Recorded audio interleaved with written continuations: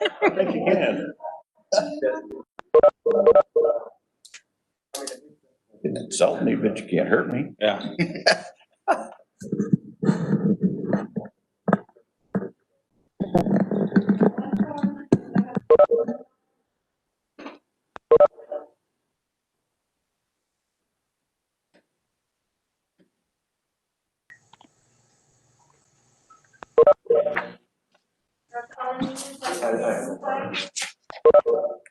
What's up, Shane? How are you? I'm not a traveling man. Yeah. 4:30 after morning. Good morning. Can we have our call-in users identify themselves, please? Auburn, it's but I think there's a record from me. And a lot of stuff is closed. You got to take a leak. You roll like way down the road. A lot of stuff is closed, man. This is a problem. Even the McDonald's. rest areas are like one in, one out. Yeah. I saw one open, I think, the whole way. Restaurant closed.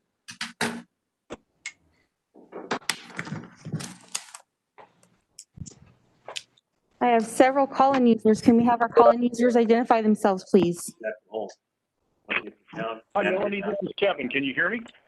Yes, I can. Thank you so much. Good morning, Melanie. This is Lupe. I can call in, but I'm on the desktop as well. Oh, I think we've got you identified. Okay. Say hello one more time. Let me just double check that. Sure. And drove through the town. Yeah, I think we're good. Pastor Needham, do we have you on the line? Oh, okay. But it was packed.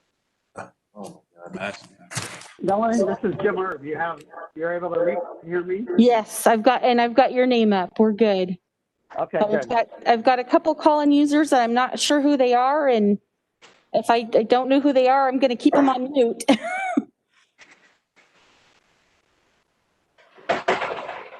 Melanie, this is Christina from Auditors. Do you have mine up there? Yes, ma'am. Okay, thank you.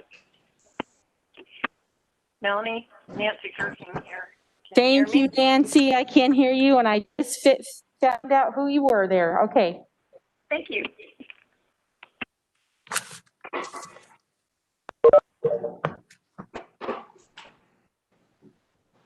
Hey, Melanie, this is Ed. I have Darcy Pickens logging in, and as soon as she does, I'll let you know which call-in user she is. Thank you.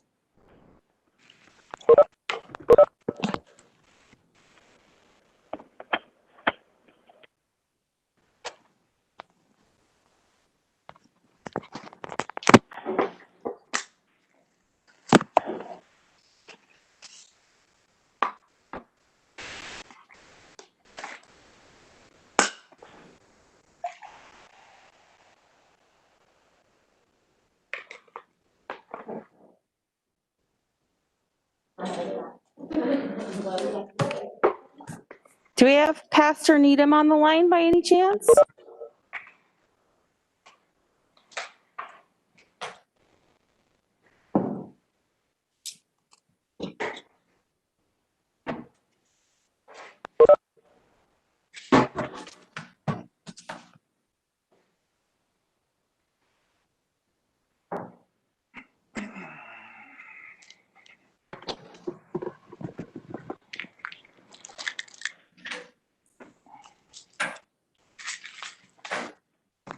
Kim, Armor deal yesterday?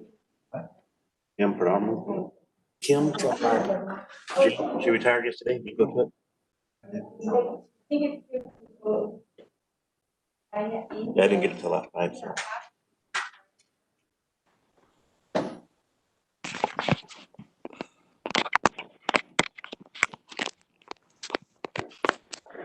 Do we have Pastor Needham on the line by any chance? Yes, I'm hearing you clearly. Awesome. Thank you so much. Thank you for your kind care.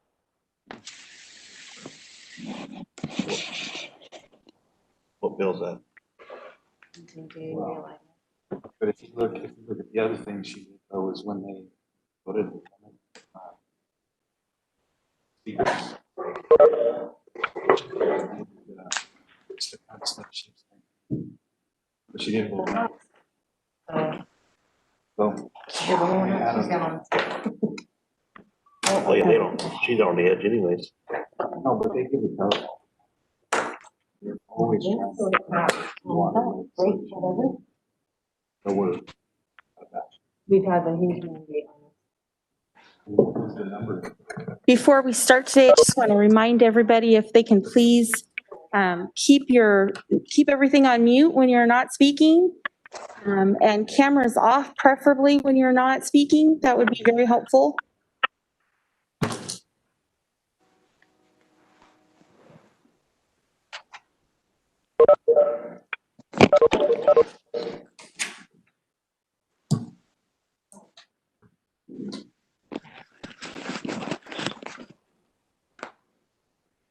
That might be Christine.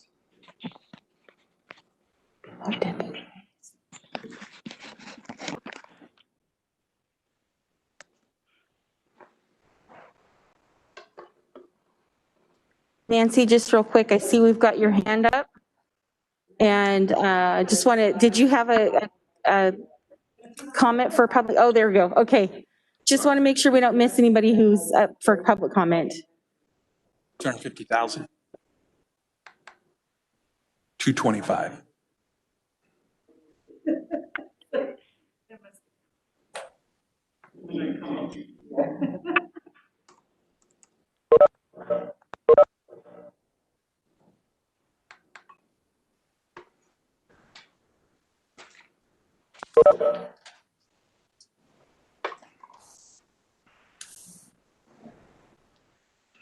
We are off mute and we are recording. So whenever you want to start. Hey, good morning. Today is September 1st, 2020. And Madam Clerk, please call the roll. Joe Nevs, Here. Richard Valley, Here. Doug Verboon, Here. Craig Peterson, Here. Richard Fagundes. Here. Okay, 5 members present, ready to conduct business today. Due to the county's effort to mitigate the possible spread of COVID-19, today's meeting will be held in a teleconferencing format. Due to the limitations of our system, participants calling in by phone will not be able to contribute to today's meeting. Phone participants have listening capabilities only. If you are joining us on a computer or smartphone app, please make sure you identify by name in WebEx. For those interested in commenting during unscheduled appearances, we have a process to ensure that people don't talk over each other and to maintain an orderly meeting. If you wish to speak, please use the raise your hand feature in WebEx and wait for the chair to recognize you. We ask anyone participating remotely to keep your phones and devices on mute and your video connections off until you have been recognized by the chairman. Once the chair has recognized you, each speaker will be allowed 2 minutes. Each vote today will be a voice vote. After we have had a motion and a second regarding each item we are taking up today, we will do a roll call vote by district. With that, we're ready to conduct today's meeting. And we're going to go ahead and start with the invocation by Pastor Needham, Robert Needham, Kings County Sheriff Chaplain. Robert, are you on the line this morning? Yes, sir. Good morning. Good morning. All please rise. Let us pray. Father in heaven, Creator, Redeemer, Lord of glory, one holy God in three persons, Father, Son, and Holy Spirit. We are blessed indeed when you enable us to see and to acknowledge your surpassing greatness, your infinite holiness, and your absolute power, which you reveal to all who call upon you in truth. This morning as we come before you, we pray you will grant us the willingness and the honesty to confess our sins to you, our difficulties, our distresses, our concerns, and the faith to remember that you have never said, "Seek me in vain," but you have said, "He who comes to me I will not cast out." So, Lord, we also ask you for an abundance of grace to see and rightly understand your sovereign and providential hand of discipline upon our nation in this COVID-19 pandemic, in the severe drought we are in, in the bitter social and political disagreements we're facing, and in the economic losses suffered by so many. And we ask you, Lord, to show us how profoundly we need your divine hand of wisdom, truth, mercy, love, and grace.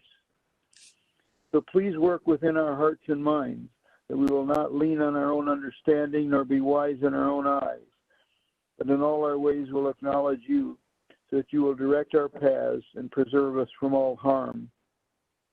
So with glad obedience to your holy scriptures, we come with specific prayers on behalf of all those in authority over us, federal and state government personnel, but especially and particularly in our own local government, our county supervisors, and all those who serve under their authority.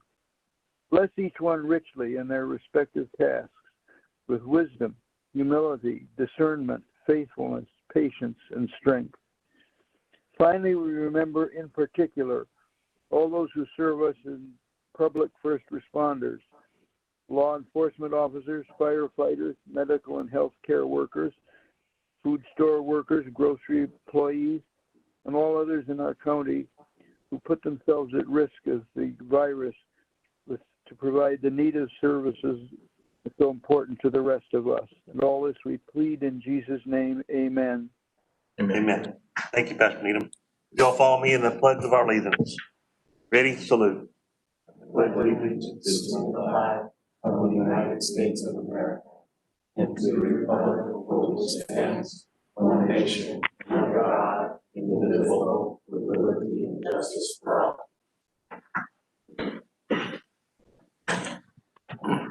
Okay, we'll move on now to unscheduled appearances. Any person may directly address the board at this time on any item on the agenda or any other items of interest to the public that is within the subject matter jurisdiction of the board. 2 minutes are allowed. Melanie, do we have anybody with their hands up? We have no hands up. We did have some questions submitted for the record that were distributed to the board and to Director Hill, but I see no other comment or hand up. Okay. Do we read those in the record or just introduce? No, sir, we'll make that part of the record. Okay, thank you very much. We'll move on now to approval of minutes. Approval of minutes from August 25th, 2020, regular meeting. So move. Moved by Supervisor Peterson, second by Supervisor Neves. Madam Clerk, please call the roll. Supervisor Neves, Supervisor Valley, Aye. Supervisor Verboen, Aye. Supervisor Peterson, Aye. Supervisor Fagundes. Yes. With 5 in favor, we have approved the minutes as presented. We'll go on now to the consent calendar. All items listed on the consent calendar can be enacted by one motion. If one board member chooses to pull one, they can do so now. Your direction. So move, Mr. Chair. Moved by Supervisor Neves, second by Supervisor Peterson. Madam Clerk, please call the roll. Supervisor Neves, Yes. Supervisor Valley, Aye. Supervisor Verboen, Yes. Supervisor Peterson, Aye. Supervisor Fagundes. Okay, 5 in favor. We approve the consent calendar as presented. Now we're going to go on to the study session by Agriculture Department, Jimmy Hook. Good morning, Jimmy. You there? Good morning, Mr. Chairman, members of the board. Can everyone hear me? Yes, sir. Sound good. Good. Jimmy Hook, Agricultural Commissioner Sealer. It's my honor today to present to you the 2019 Kings County Crop Report. For our cover story this year, we went with a technology approach. You know, as we're all aware, agriculture continually evolves and embraces technology. You know, we're always searching, you know, to do more with less. We highlight the use of drones and, you know, and the many constantly expanding uses that they have. We see that drones help provide a more efficient way to get the job done. We've actually been able to use drones in our functions here at the department, you know, such things as bulk citrus, hemp surveillance, and pesticide drift investigations. So it really is a highlight of how that technology crosses over into even our area from agriculture. And I know they do some other work with it. I think Supervisor Verboen has used them on his ranch to do some beneficial releases. So it's kind of a neat deal that we see going on today. The gross value of all crops this year is down by just over 90 million. You know, so we're at 2,187,693,000. That's about a 4.1% decrease from 2018. But one thing to keep in mind is it's still about 10% higher than it was in 2017. So, you know, over time we're down a little bit, but we're still up over the last average few years. The top 10 commodities this year, and I'll go in order. Number one again was milk at 602,646,000, and the major decrease in that was in production, and we switched to a federal reporting system, so there might have been a little reduction in numbers just from that switch. We'll see that across all the counties, though we're all using a similar reporting and using that same number. Cotton came in number 2 at just over 248 million. Almonds, number 3, 200 million, 453,000. Pistachios, number 4, 181 million, 593,000. Cattle and calves came in 179 million, 127,000. And right out the bottom came in processing tomatoes, livestock poultry, walnuts, silage corn, and an alfalfa hay. Some of the categories which we saw increases this year were in the fruit and nut crops. And that was mostly due to the almond production and price increases.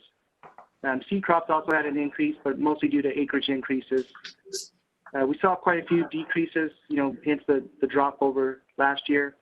And they were in livestock and poultry products. And that's mostly due to the milk production number, and that was our largest decrease. Next ones were vegetable crops, saw a little decrease due to tomato acreage and production going down. Livestock and poultry, we saw less sales and lower poultry prices. Field crops, a little bit lower Pima prices. And apiary, less acres were pollinated. One thing that I like to say is I like to thank our producers. Without their cooperation, we would not be able to put this report out. They get a lot of this to us, and there's just no way we'd be able to get this information without them. I like to thank our staff, inspectors, Janet Eccles, Shauna Vickers, throughout the year collect information. And, they're really diligent and do put a lot of effort into making sure we have accurate information and getting the best thing out there that we can. And then our Deputy Ag Commissioner Sealer, Steve Schweitzer, he really, year after year, has the tenacity to make sure this report comes out. And, annually we are one of the first to bring this to the board. That's a great accomplishment of itself, with the amount of undertaking this is. This information will be available on our website, and we can actually access crop reports dating back to 1941. You can also request a copy from our department, and there should be a few over in the chambers for anyone in attendance. I'd like to open up if anyone has any questions or comments. Thank you, Jimmy. Any question or comment for our Ag Commissioner? Someone. Supervisor Peterson. Thank you. Hey, Jimmy, you talked a lot about technology, and you hear a lot of reports today or the last 2 days about drone deliveries and the invention moving its way to the public. Just curious, is that going to be? Have they made you aware of? Is that going to be restricted to city limits? Is it going to be out in the outlying agricultural areas? I haven't heard anything officially in my duties, but I know in some of the reading I did on it, it looked like there would be initially some select areas, but it would be in city areas as well. I don't know how much outlying they would be doing. I think it was more of the metropolitan area they would be starting that program in. Yeah, just the confluence of technologies flying around, some at 200 knots spraying trees and in those things. It'll be a rude awakening to have one show up in your windshield if you're an ag pilot. So. Yeah, definitely. And we have to have FAA certification for all our pilots. We actually have 3 on staff that have passed the licensing program. And so there are things in place to kind of prevent those type of incidents and line of sight and things like that. And I don't know how Amazon's going to get away with it, because I'm sure they're not going to have line of sight, and it would definitely bring some other issues into the realm of it. Thank you. Mm-hmm. Yeah, so I use drones. My second year using a drone to apply predictive light on my crops, and we don't have any local drone operators, I don't believe, in this area. Mine comes from San Jose. They do a lot of drone applications near the city in the small little areas where you can't get a helicopter in or airplane. But yeah, I turn in a plan on a plan grid on the GPS, turn it into him. He files a flight report, and then 30 feet above the top of the trees, just 10 acres at a time. And it's pretty nice because, when you're near a school or a town, people complain all the time. And then when they complain, I just show them a picture of the drone. I said, well, you didn't complain about this when I was out there. So I think it's good that we have that technology and we're developing every single day. I know that my neighbor, they irrigate all the time, but no one's ever out there because it's all done remotely. So pretty cool. So thank you, Jimmy. I appreciate that. I look forward to working in agriculture the rest of my life. And I'm not that old, but things have sure changed in my short time of doing it. So, thank you again. Yeah, thank you guys. Appreciate it. Okay, we'll go ahead and take a motion to accept this report. Mr. Chairman? Sir. Um, Oh, I didn't see you. They got you Yeah. shrunk down there like a little guy. Go ahead. Yeah, no. I asked him actually to minimize my window. I didn't want that big head of mine up all up on the screen like that. But, no, Mr. Chair, I also just wanted to thank Jimmy Hook and all his staff there. Not only did they do a good job on this report, but just all around. And I want to thank him for always sending the board emails, keeping us updated. If something's going on in our district specifically, he's been really good at that. And I know that takes a lot of time and effort to do that. I also wanted to thank him. 2 weeks ago, I called him up when we were seeing on the news these wildfires that were hitting California. And I called him out of concern for the farm workers and the laborers out in the fields as it relates to working in the smoke environment. And Jimmy quickly updated me on the number of N95 masks that they had received. And at that time, I believe within 48 hours, he had over 32,000 N95 masks out to the field with appointments for contractors and farmers to come to his office and pick up more. So that was really good to hear from him. And I just want to thank him for that, Mr. Chair. Thank you. Thank you, Supervisor. Is that a motion to approve this as presented? I can make the motion to approve the crop report as presented, Mr. Chair. Thank you. Motion approved. Motion to approve by Valley. Second by Supervisor Fagundes. Madam Clerk, please call the roll. Supervisor Neves? Yes. Supervisor Valley? Aye. Supervisor Verboen? Aye. Supervisor Peterson? Aye. Supervisor Fagundes? Yes. Okay, we have approved the Agriculture Department 2019 Annual Crop Report. Thank you, Jimmy. Appreciate that. Thank you. Move on now to regular agenda items, and we have item 6A from Department of Finance. Jim Erb. Hello, this is Jim Erb, Director of Finance. Are you able to hear me okay? Yes, sir. You sound good. Okay, good. I'm going to share my screen. I put together a PowerPoint for this presentation. Let's see. Oop.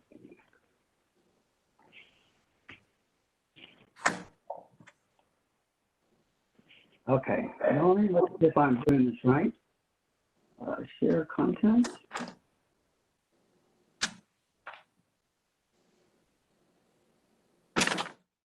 There you go. Are you able to see it? Yes, sir. Okay. Start from the beginning. Okay, I'm here to talk today about dry period financing and requesting the board to approve a resolution allowing the treasurer to provide dry period financing to those agencies that need it with some control, some caveats. The authority for dry period financing comes from Section 6 of Article 16 of the California Constitution that gives me the authority to make temporary loans, providing the Board of Supervisors has given me the authority to do so. And there are certain rules that go with it. One is that we can finance up to 85% of an entity's revenue source for the year, their budgeted revenue. Now, I'm proposing something a little bit less because I'm concerned. It's the first time we've done this, and in the midst of COVID, we could see more cash flow delays, and I want to make sure that the Treasury is always willing or always ready to pay the bills that it has to pay. So some of the rules behind the dry period financing is that it would be to local agencies that participate in the Treasury pool and receive a property tax allocation. That's about somewhere around 60 governmental entities, including the school districts. I'm proposing that we lend no more than 70% of the individual property tax allocation for the year, which we calculate what that is. So it's easy for us to come up with that amount. Loans will be based on first come, first served basis. We won't loan more than 15% from the treasury pool balance. Now, we average about 400 million in the treasury pool, so 15% would be 60 million available to loan. And then we'll do a report at the end of the year, and I believe this is something we need to request every year, because as you'll see in my next presentation, general fund goes into a negative cash situation every year, and I don't believe that we are allowed to do that without dry period funding in place. Well, here I included a copy of the Constitution just for your reference, that you can read that. And the alternative to dry period funding would be for us to issue what's called a TRAN, a tax revenue anticipation note. A lot of agencies do that. It takes time to do it, and it takes some money to fund it. But right now, the interest rates on a TRAN are really low for those with good credit. And it could be that next year it is beneficial for us to take out a TRAN rather than borrow from the treasury pool. Treasury pool's earning, I'm just on an average, maybe 1.5% right now. We see that going down as our current investments mature and we have to buy new investments. But right now with an interest rate of 1.5% and a TRAN of potentially costing less than 0.5%, a TRAN may make sense. So we'll have to evaluate that for next year. Other agencies will be available to use the dry period financing. We've actually received a request from the Office of Education that their school districts be allowed to participate in dry period financing. If the board approves this today, I'm expecting a resolution from the Office of Education just solidifying their request. Do you have any questions on dry period financing? No, any question or comments? Supervisor Peterson. Yeah, Jim, thank you for the presentation. Just wanting to understand completely cash flow scenarios and, you know, in what circumstance, you know, the possibility of a negative balance may occur, you know, in some of the most challenging years, the state has issued IOUs. If we're not getting backfilled by the state and we start receiving IOUs, what in your estimation is that a possibility? And what would be the I guess fix to that?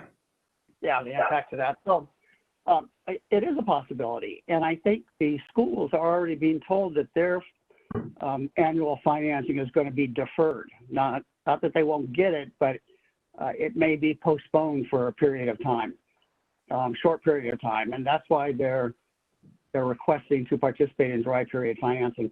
So we would just have to, you know, watch it closely. We can't let the treasury pool get down to a rate where we may not have money to pay bills.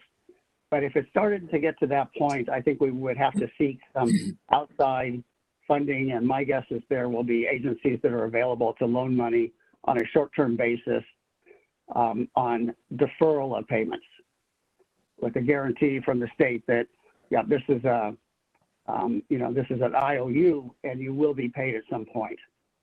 So we'll just have to watch and see how this year goes. It's really, it's a very different year. And I know in 2009, 2010, when we went through an economic crisis, the schools received delayed payments at that time. And they have the ability to issue TRANs as well. And that would probably be the next step. We are keeping our liquidity a little higher. Normally we're at about 20%, and we're going to keep it at about 35%. So if you were in a negative position, then clearly you couldn't apply this dry period financing. If we were in a negative position in the treasury pool? Correct. Yeah, right. Yeah, we wouldn't allow that to happen. We would be back to the board with some other alternative prior to letting that happen. Yep. Okay, thank you. Thank you. Okay. Supervisor Valley, you got a question? Yes, quick question, Mr. Chair. Mr. Chair, are we in this position only because typically by this time of the year, September 1, we'd already have had our budget day and passed a new fiscal budget? Is that the reason that we're in this position? And if so, just, I would ask that for any public that's listening and might be alarmed at this agenda item. Right. So I think that's a really good question, and it's one that I struggle with in explaining, because we have two issues going on. A budget is an appropriation. That's how much we're going to spend during the year. When a department let's say a department has $1,000 in appropriations for their budget, and in September they decide to spend it. They don't call me and say, Jim, is the cash there? If they have an appropriation that the board has approved, then they're assuming the cash is available and they go ahead and spend it. We monitor the cash, and the cash gets short because, well, there's a couple of reasons, but the main reason is it comes in, our bulk of our cash comes in December 10th and April 10th. But we start spending money in July. So basically, if we don't have reserves or cash built up, then we start going into a negative cash position until December and property tax revenue comes in.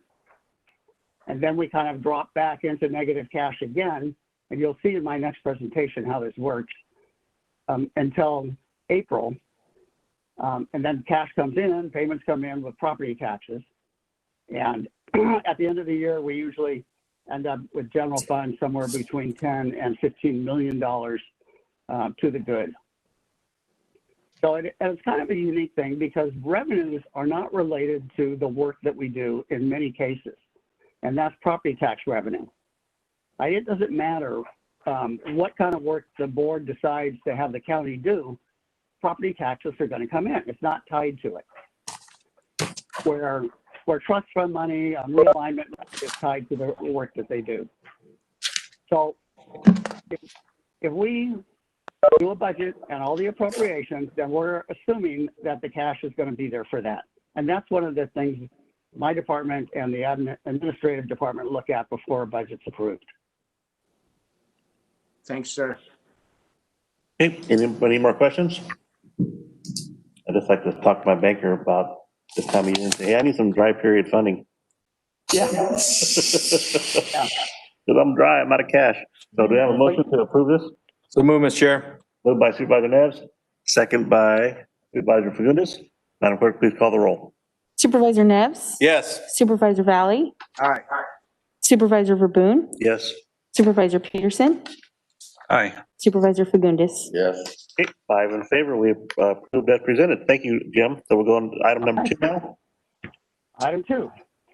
Now, this item is a resolution requesting that the general fund be allowed to participate in the dry period funding.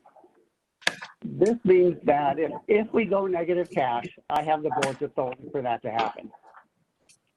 We've been doing this for I don't know how long without this authority, and I believe the authority is required. So I'm proposing that this becomes a board item at the beginning of each fiscal year. Some of the numbers will change, but it'll be mainly the same thing. So, and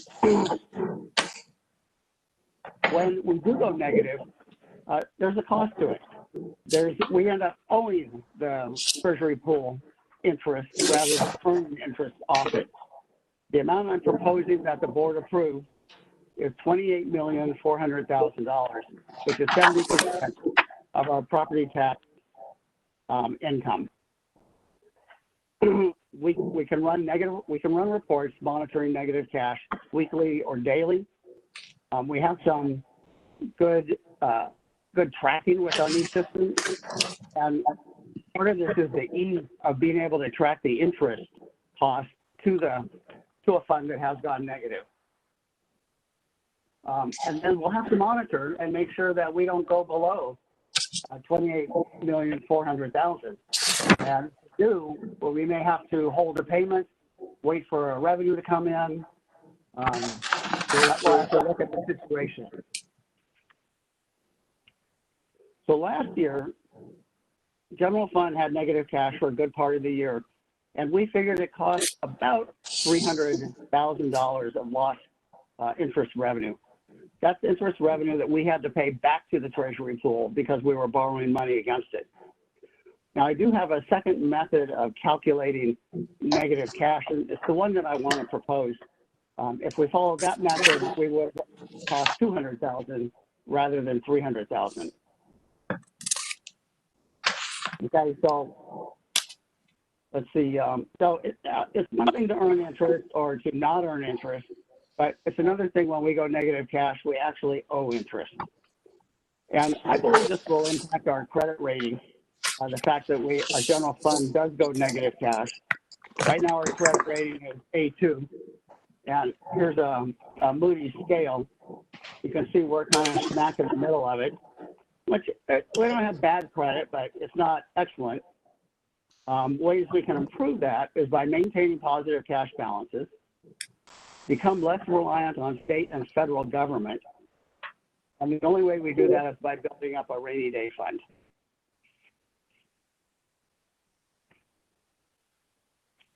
Okay, so I'm going to show you a graph. It's kind of busy, but it's two methods. And the first method is just looking at the general fund ledger balance, account of cash, not making any adjustments. The second method is looking at the general fund cash, but adding in some trust funds that we know are probably going to come to general fund. Legally, we're able to claim the interest from these trust funds. So if I combine these trust funds together, and they're from Human Services Agency, Behavioral Health, and the Health Agency, they're realignment money. They're sitting there waiting for the department to earn it. And when they earn it, they transfer it over monthly. So there's a little bit of a risk because we haven't earned all of it. But I think the risk is low because our business is going to go on, and those costs we're going to incur, and we're going to be able to transfer the funds over into as revenue. Okay, so this graph, if you look at the left-hand side of the graph, you'll see it starts out with 30, 20, 10, and then 0.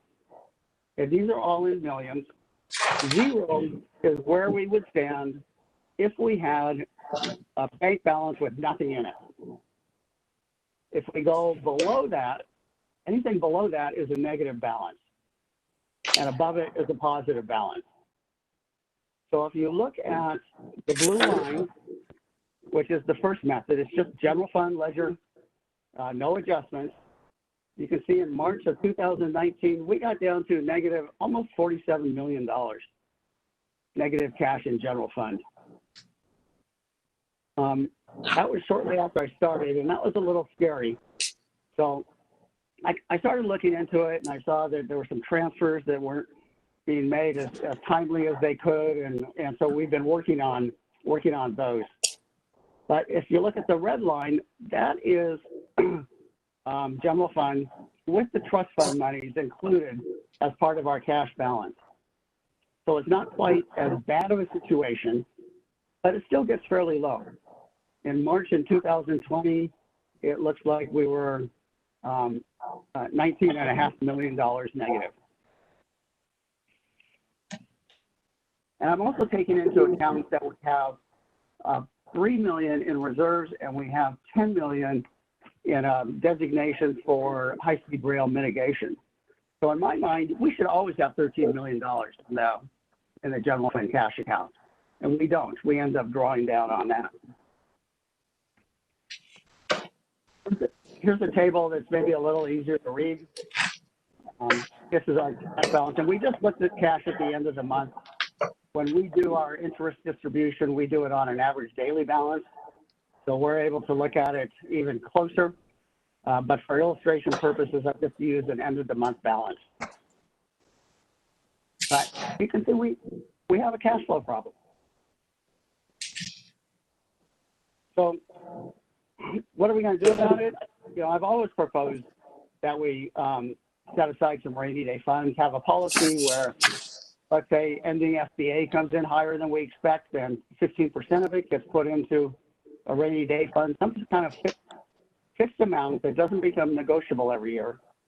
And we start to build some funds back up. Nobody is ever sorry when they have money in a savings account. We've been working with the fund department to make sure that they apply for their revenue timely and they make transfers timely.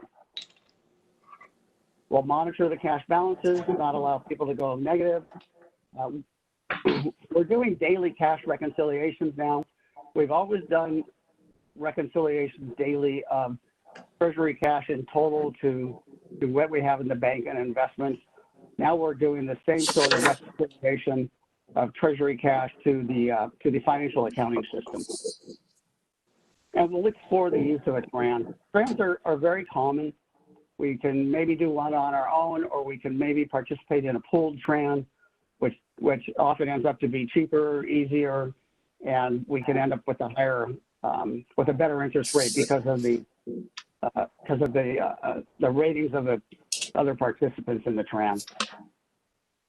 So today I'm just asking that you approve the resolution allowing me to participate in the dry period funding for general fund up to $28,400,000. Any questions? Thank you, Jim. So, anybody have any questions? I have one. So the better we are with our general fund, I mean, with our reserves, the more likely we wouldn't have to have this process, correct? Or would we have this process and then charge ourselves for doing a dry fund transfer from our reserves to our general fund? Correct. Okay. Thank you. Any questions? Any comments? Nothing? And Jim, Craig Peterson, just listening, on your previous presentation, part of it was talking about the quarterly Treasury interest yield, which I think has been hovering around zero. They've held it down. What relationship do we have with the federal government and being able to borrow money at a more reasonable rate than going through the traditional finance system? Well, so that is, the TRAN is probably our best opportunity to borrow money. And the one thing about a TRAN is we don't have what they call an arbitrage situation. So the federal government will look at it. If we're making, say, 5% or 0.5% in our treasury pool, and we borrow money at 0%, and we put it in there and we don't spend it and we earn 0.5%, but we really gained money by going through that borrowing, and it's called arbitrage. And the federal government will make us look at that and pay that money to the federal government, because we're not allowed to earn money on financing except with a TRAN, a short-term note. And right now people are borrowing money on a TRAN at 15 basis points, which is 0.15%. And the treasury pools are earning about 1.5% right now. So that's a pretty significant arbitrage. So I think TRANs are our best opportunity for borrowing money if we need to. All right. Thank you. Board. There are no questions. Mr. Chair, move as presented. Moved by Supervisor Neves. Second by Supervisor Fagundes. Madam Clerk, please call the roll. Supervisor Neves? Yes. Supervisor Valley? Aye. Supervisor Verboen? Yes. Supervisor Peterson? Aye. Supervisor Fagundes? Yes. Hey, thank you, Jim. We have approved your item, 5 in favor. Good luck. Okay, we'll move on now to item number B, District Attorney's Office. And I thought I saw Keith Lewis on the line there this morning. Keith, are you available? Or Jim? Or Phil? I'm here. Can you hear me? Yes, sir. Phil. Oh, this is Phil Espenchak, DA's office. All yours. Thank you. You know, it's often been said that when disaster strikes, the time to prepare is past. And we certainly hope that we never need a mass victim casualty vehicle or that we have a mass victim casualty incident in Kings County. And we can all certainly hope for the best, but the reality is we need to be prepared for the worst. And really, when we say mass victim casualty, we're talking about a situation where local resources are overwhelmed by the number of casualties. I can tell you that when we have a homicide case with a single victim, we will have upwards of 5 to 15 family members of that victim that need services from our Victim Witness Assistance Program. So you can imagine if we had a mass victim casualty, how many services folks in our community would need. So we're asking your board to approve the purchase of a mobile command center with an appropriate tow vehicle so that we can deploy it anywhere in Kings County. We can deploy it to an orchard, on-road, off-road. We can deploy it downtown, in or out of the county to serve victims of any mass casualty, be it here or in any of our neighboring areas. With this command center, our victim advocates will be able to deploy to the scene of the casualty. They'll be able to be right there. And when I say mobile command center, I'm talking about a toy hauler that will be modified to be basically an office, a conference center, a heating center, a cooling center, and a storage area so that our advocates can store their equipment and can store necessities to provide to victims. So the command center would provide a safe, secure, and most importantly, a confidential area for victims to meet with our victim advocates to obtain services on scene. They wouldn't have to come out here to our office. You know, when the Las Vegas shooting occurred, we wanted to dispatch there, but at the time we didn't have the resources. Now we not only have the resources if the board approves this, but we have the training. Our victim advocates are trained as crisis-trained advocates. We have 2 of them. And our Victim Witness Program Coordinator is likewise trained, crisis-trained. So we're really geared up to meet just about any challenge. There's no fiscal impact to the general fund with these purchases. The funds were provided under the VOCA funding, which is the Victims of Crime Act. They generously gave us some extra money this year for an advocate, and we are going to transfer those funds to use it for this purchase. The vehicle will be purchased from a local Kings County dealer. We did look for one for the toy hauler, but we'll go local, but we can't find one in Kings County. So again, we really hope that we never need this vehicle, but today's world has really shown us that you got to be prepared for the worst. So thank you. Thank you, Phil. Any questions or comments? Move as presented, Mr. Chair. Moved by Supervisor Neves, second by Supervisor Fagundes. Madam Clerk, please call the roll. Supervisor Neves? Yes. Supervisor Valley? Aye. Supervisor Verboen? Yes. Supervisor Peterson? Aye. Supervisor Fagundes? Yes. 5 in favor. Thank you, Phil. Appreciate it. Good luck. Okay, we'll move on now to item number C, Public Works Department. Kevin McAllister and Sheriff Robinson.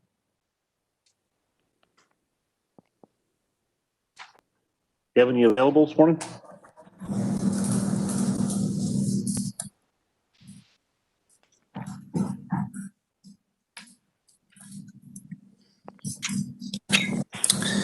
Mr. Chair, Dave Robinson, if he isn't able to join us, I could cover it, but I think Kevin was going to take the lead on it. Good morning. Can you hear me? Yes, sir. I hear you. Okay. Thank you very much. Kevin McAllister, Director of Public Works. I'm pleased to bring this item to your board. Hopefully the last time I will bring this item to your board because we will not have change orders on this project per Supervisor Neves' request. I appreciate that. Thank you very much. You bet. Bids were open for this project on July 30th of this year. This work will provide for a 2-story modular building, approximately 13,000 square feet, and if awarded with all additives, site improvements that include parking for staff and command and crime scene vehicles. This project offers basically 3 alternatives: a base building and site work. There is an option to add an 1,100 square foot community room, and a third option to add parking for 10 regular vehicles and additional oversized vehicles frequently used by the Sheriff's Department. We broke the project up into 2 packages, one for site work and one for the modular building itself. And the details of the bids are contained on the 2nd page of your staff report. After looking at the bids and attempting to account for all additional costs related to the project, which would include impact fees, surveying, material testing costs, IT costs, furniture costs, and the Sheriff's Office, Public Works and the Sheriff's Office is recommending to your board that we award all the alternatives, which would provide for a modular building, an additional community room, and the additional parking. And approve a budget transfer of $1.15 million from the budget allocated for the Sheriff's Evidence Storage Facility. So our recommendation is that your board award the construction contract for the operations building, site bid package to D.H. Williams Construction in the amount of $581,000, award the construction contract for the operations building modular building package to JTS Modular in the amount of $6,374,000, and approve the $1.15 million budget transfer from the Sheriff's Evidence Facility. And if you have any questions, the Sheriff and I would be more than pleased to attempt to answer them for you. Thank you, Kevin. Any questions or comments? Mr. Chair, Sheriff? Yeah, if I could just have a second, I'd appreciate it. If I can answer questions first, or if I could have a second, I'd appreciate it. Go ahead, it's all yours. Thank you. Mr. Chair, members of the board, good morning. And so I just wanted to add, much appreciation to Kevin and county admin and Teeter and everybody for helping us come back with this and at a better price and more bids, et cetera.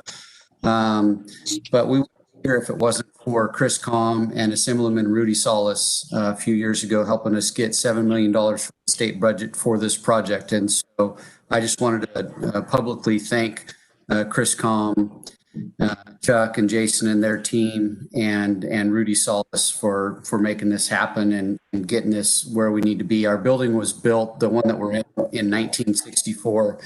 And as part of the 10-year master plan, it's hopefully going to be torn down. And so this is going to go a long way to getting us on one site and helping us kind of move forward with the overall county master plan as well without having a large general fund impact. And we're hopeful that the contingencies and everything comes in and we actually have a little bit of money that we can put back towards the evidence project or another capital project that the board wishes. So I just want to say thank you to everybody, and I'll take any questions if anybody has any. Thank you. Thank you. Did Supervisor Valley have his hand up? No, thank you for asking, Mr. Chair. Okay. Any question or comments? Any direction? Move as presented, Mr. Chair. Moved by Supervisor Neves, second by Supervisor Peterson. Yep. Madam Clerk, please call the roll. Supervisor Neves? Yes. Supervisor Valley? Aye. Supervisor Verboen? Yes. Supervisor Peterson? Aye. Supervisor Fagundes? Yes. Okay, well, thank you. 5 in favor. Good luck, Kevin and Dave. Appreciate the presentation and good luck. I'm glad it worked out this time. I think last time it was a little too high, right? Or we didn't get any bids, right? Too high. Thank you. Okay. Thank you. We'll go on now to Public Health Department. Nancy. Good morning, Mr. Chair, members of the board. Nancy Gerking, Department of Public Health. Can you hear me okay today? Yeah, a little weak. If you can get closer to the microphone. Okay, let's try that again. I am here to present a public awareness campaign proposal to the board. The Central Valley Community Foundation, along with the Department of Public Health of Merced, Madera, Fresno, and Tulare counties, have invited Kings County to join together with them for a public awareness campaign, Mascot Central Valley. Mascot Central Valley is a public health and awareness campaign to encourage mask wearing, which is an easy and effective way to slow the spread of the coronavirus. By wearing a mask, people are protecting themselves as well as protecting others, particularly essential workers, frontline healthcare workers, and the most vulnerable among us. The Central Valley Community Foundation is inviting local leaders to participate in this campaign by identifying random members of the public and awarding them with a $100 Visa gift card. This is the foundation's way of saying thank you for looking out for others and helping the spread of coronavirus. The Mascot Central Valley campaign will include multilingual public service announcements featuring man-on-man with people sharing why they're Mascot, multilingual radio ads with similar man-on-the-street remarks, a multilingual page that will serve as a landing page for campaign information on each county health department logos and to their COVID pages, infographics stopping the spread of COVID, and links to watch public service announcements, and a 6-week media campaign to air the content on multiple platforms, such as local TV and radio, ethnic TV and radio, streaming services, and social ads targeted at COVID hotspots. I would like to point out the cost to the county will be limited to staff time associated with randomly selecting and awarding 25 of these gift cards to Kings County recipients. Handled by Central Valley Community Foundation. The Kings County Department of Public Health recommends that the Board of Supervisors vote to participate in this campaign, and this agreement has been and approved as performed by County Council. Are there any questions? Any question or comments? Yes, Mr. Chair. We got a motion by Supervisor Fagundes and a question by Supervisor Valley. Mr. Chair, I wish we could entertain questions before we do motions, please. It just makes it more formal, the process. Mr. Chairman, obviously we have an investment of our own on a Mask Up campaign, and I'm not saying this is a huge deal. I appreciate anyone making efforts here, but I would just ask, why would we compete with our own campaign that's about to roll out, and that's about to roll out at a very high level for those of us who've seen the commercial and the billboards, everything that's about to come out. I read the backup here over the weekend, even on the the gift cards, and the county would get 25 of these gift cards for us to surprise folks with. There's a lot of paperwork to that, and a lot involved with sanitizing before you give someone the debit card, sanitizing the pen and the paperwork, because you got to have them sign, and there's a lot to this. That being said, I'm not trying to be negative or put it down. I'm just saying we have our own that includes everything that I see here, but then some. Our PSAs that are about to hit, some of the live appearances that I know you're aware of, Mr. Chairman, and some good things that's coming that I know you'll talk about later. But I guess that's just my question. Why would we compete with our own campaign at this time? It's going to distract from the investment we put and the message we're putting out there, in my opinion. Thank you, Mr. Chair. Thank you. Any more questions or comments? I'm going to say, I don't know that it's competing. I think we got to get the word out at any means possible, and all kinds of different avenues out there to attract, to bring attention to this issue. So I wouldn't consider it competing. The more we get it out there, the faster we get this behind us. So I have a motion on the table by Supervisor Fagundes.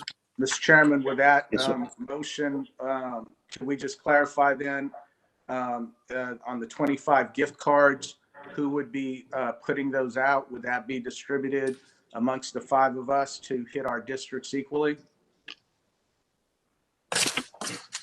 If we're going to be part of this process, then I'm saying we're going to get 25 $100 Visa gift cards for us to randomly walk up on someone in Kings County who's wearing a mask, and you give them $100.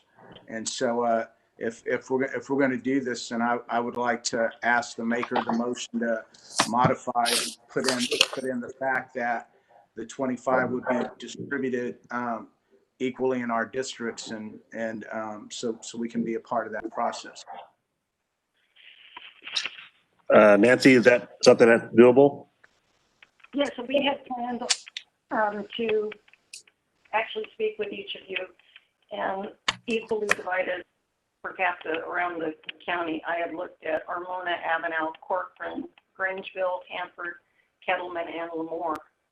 I don't know if I missed anything there, but any suggestions are very helpful. Thank you. that clarify it up for you, Supervisor Valley?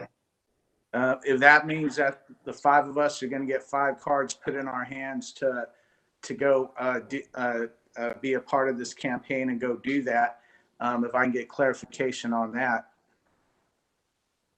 Yes, you would have to take a selfie with them and fill out the paperwork. If you want, we could send someone around with you to help with that. Okay. Yeah, again, Mr. Chair, there's a lot to that process. You have to take a socially distant selfie. You have to write up the hashtag. You got to put the hashtag in the picture. I'm sure you read it. There's a lot going on there with that. Yep, no, we just got to get this moving so we can get this virus behind us. So anything we can do to help get the word out there. I mean, I know we have a campaign already started directed to a certain genre of personnel. And I think this is be whatever we decide to in a certain area. You know, Lemoore, Grangeville, Stratford, you know, you go around and find someone doing the right thing and you reward them for it and make note of it. So we could do both at the same time. I don't see a problem with it. So we have a motion. Do I have a second? Second, Mr. Chair. Second by Supervisor Neves. Madam Clerk, please call the roll. Supervisor Neves? Yeah. Supervisor Valley? Aye. Supervisor Verboen? Yes. Supervisor Peterson? Aye. Supervisor Fagundes? Yes. Okay, we've approved it, 5 in favor. Thank you, Nancy, appreciate that. And we'll move on now to item number E, administration. And do we have Rebecca first? Rebecca Yes. Campbell. Thank you, Mr. Chair. Members of the board, good morning. Rebecca Campbell, County Administrative Officer. This is a weekly update on the status of COVID-19 in the county. I do discuss state and federal actions. I cover county actions over the week, and then I will turn it over to our Director of Public Health. He will provide an operations health update, and also he'll give an update to the board on mobile testing. Okay, so looking at the last week, the last update that was given to your board was on August 25th, 2020. It's been very active in Sacramento this past week, dealing with final budget items up at the state level. And looking at some of the COVID items, I know they were working into the wee hours of the morning last night. So on the 25th, the California Department of Public Health released new guidance regarding in-person supervision of cohorts of children and youth in educational and childcare settings. A cohort is a stable group of no more than 14 children or youth and no more than 2 supervising adults in a supervised environment in which the adults and children stay together for all activities and avoid contact with people outside of the group. The guidance makes cohorting practices consistent and outlines the required health and safety practices needed to prevent the spread of COVID-19 across settings such as small group learning for students with special needs and district or school hubs for distance learning and childcare. On the 26th, Governor Newsom announced that California had signed a contract with a major diagnostics company, which will allow California to process up to additional 150,000 COVID-19 diagnostics tests a day with a contractual turnaround time of 24 to 48 hours. The goal is to stand up a laboratory facility and begin processing tens of thousands of additional tests by November 1 and run at full capacity by March 1 of 2021. The governor also signed an executive order to assist elections officials as they prepare for upcoming election amid the COVID-19 pandemic and wildfires across the state.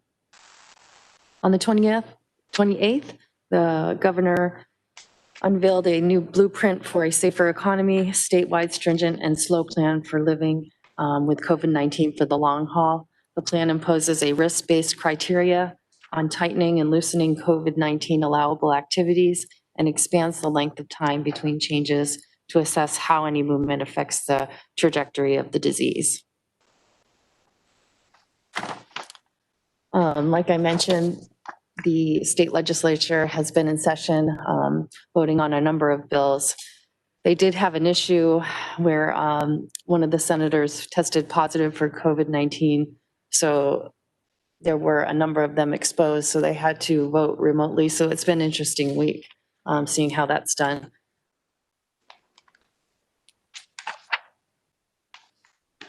A little bit more about the press conference last Friday and the blueprint. The governor emphasizes the state is using lessons learned from the last reopening process and in redesigning that blueprint. The county that were on a watch list are being placed on a widespread tier. So there's different tier criteria.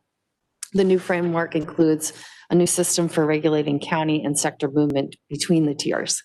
So just a few points about that. There's a 21-day wait time between movement between the tiers. A county must meet the metrics for the next tier for 2 straight weeks before moving to the next tier. A county can only move 1 tier at a time, and counties will be assessed weekly on Tuesdays starting September 8th. A county can move back if it falls to meet the current tier metric for 2 straight weeks. There's also no emergency break for concerning factors like hospitalizations. Local orders can be continue to be stricter, but not less than the state guidance. So just that tier framework is found on the website, the state website, and there's 4 different categories. There's widespread tier 1, which Kings County falls under, substantial tier 2, moderate tier 3, and minimal tier 4. So right now, some significant changes from what we were dealing with before is in the widespread category for hair salons and barbershops. They are allowed to open indoors with modifications. All retail open indoors with modifications at max 25% capacity. And shopping centers, that would include malls, destination centers, and swap meets. They are allowed to open indoors with modifications, max capacity of 25%, closed common areas, closed food courts.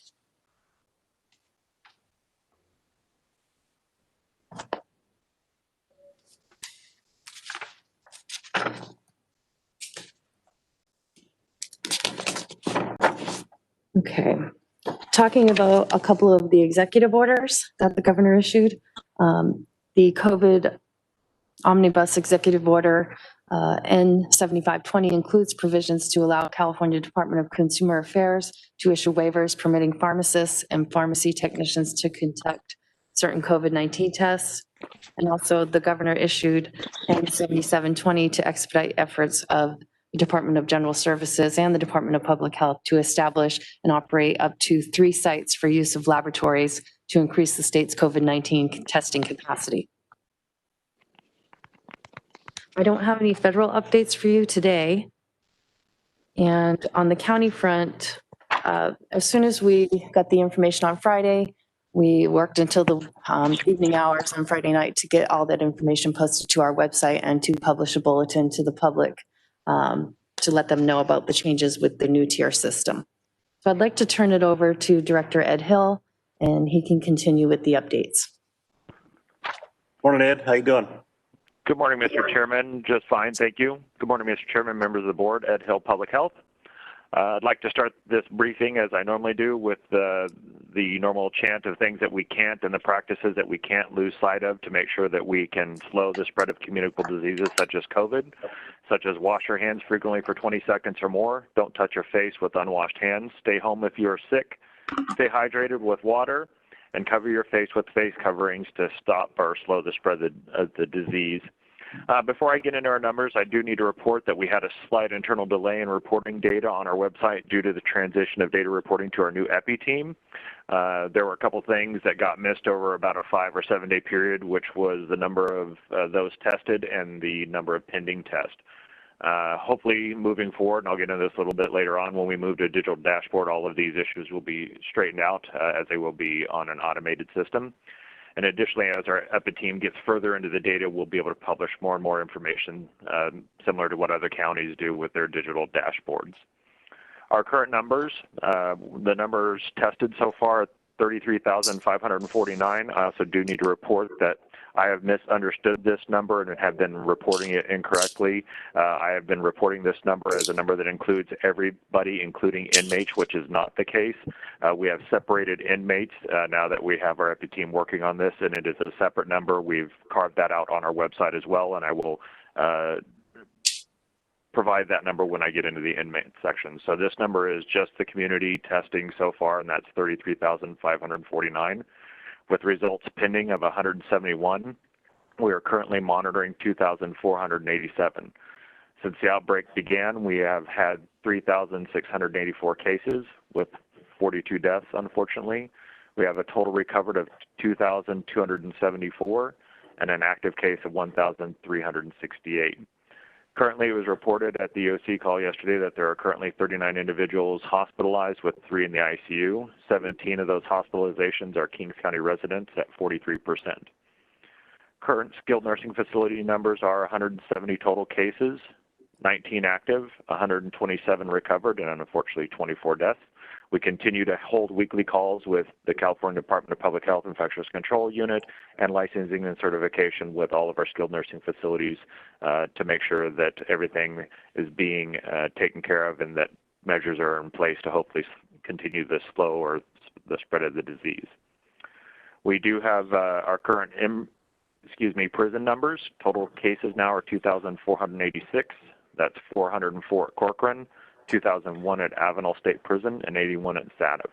There's currently 1,100 active cases with 1,300 recovered, 1,380 recovered, and unfortunately 6 deaths. There are 2 hospitalized, 1 here and 1 in Bakersfield. And the correctional facility testing is 20,994 with 334 results pending. We are currently seeing a large spike at Avenal State Prison again, and we're also seeing a spike with Sativ Prison. We, again, are in contact with California Department of Public Health. By way of a reminder, we did a lot of work in the board, and Ms. Campbell and Ms. Burdick helped during this process. We issued several health officer orders to the prisons. We received a letter from their council saying we had no authority within their walls. But we continue to work and try and provide any support that we can in order to make sure that, again, my concern is that this may spill over into our healthcare system and overburden it. But I just want to make sure that you all understand that we are working hard with CDPH to make sure they're aware. And also, I'm going to share a little bit about the Porterville Development Center next. We continue to watch our hospital data closely. There's been slight decreasing hospitalizations locally, but it's my understanding over the weekend they had a small spike, about 11 patients, which we're continuing to watch very close, and I'll get into those details a little bit further when it comes to the monitoring list. The Porterville Development Center, which has been operating as the alternate care site for the region, now has only 5 individuals in that facility, and they have actually limited the capacity, and they will only take a maximum of 10 patients at this time. They did that because this facility wasn't being used as thought, and as well as they had to deploy some of the CalMat team members to the fires. As stated earlier, we did ask the state unified team to do whatever they can to keep this facility open given what's going on at our local prisons. Again, my concern is I don't want those prisons inundating our healthcare system when we have the ability to hopefully use that Porterville Development Center as well as the Federal Medical Station in Fresno, which is still also empty as well. We did get good news on the state-ordered disaster medical assistance team. Again, these are 20-member teams of physicians, physician assistants, nurse practitioners, and ICU nurses. There were 3 20-member teams deployed, one at CRMC in Fresno, one at Coya Delta, and one in Hanford. They were deployed for 30 days, and they were set to leave us on August 39th. But thankfully, we got good news late last week that the team was extended till September 11th, which was amazing having them in place while the local hospital had that small spike. We're currently still maintaining 60-day supply of PPE for all of our healthcare providers, and we continue to deploy those resources and other resources as well as request any resources that are submitted to us. We did receive a resource request last week for some lab reagents. As I've mentioned in the past, we have plenty of capacity as far as lab or COVID testing kits, but the labs there's a national shortage on the reagents necessary to process those kits. And because of that, we put in the resource request. The state has forwarded that to the federal government, and we wait to hear more information on that.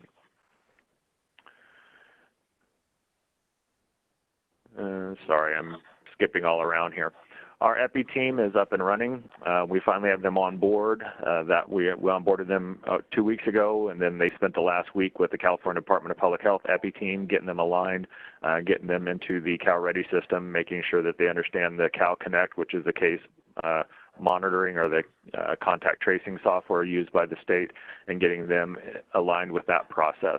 It's great to have this team on board, and we will start to see a lot better data moving forward. And then once we get county council approval, we'll start publishing that data as well as creating the digital dashboard, which will hopefully be up within a week or two. We have received 5 waivers from elementary schools and have been working on processing them. As a reminder, the state indicated that elementary schools, TK through 6, could request a waiver to begin in-person school. We have received approval from the California Department of Public Health and granted 2 waivers so far, one for Hanford Christian and one for St. Rose McCarthy.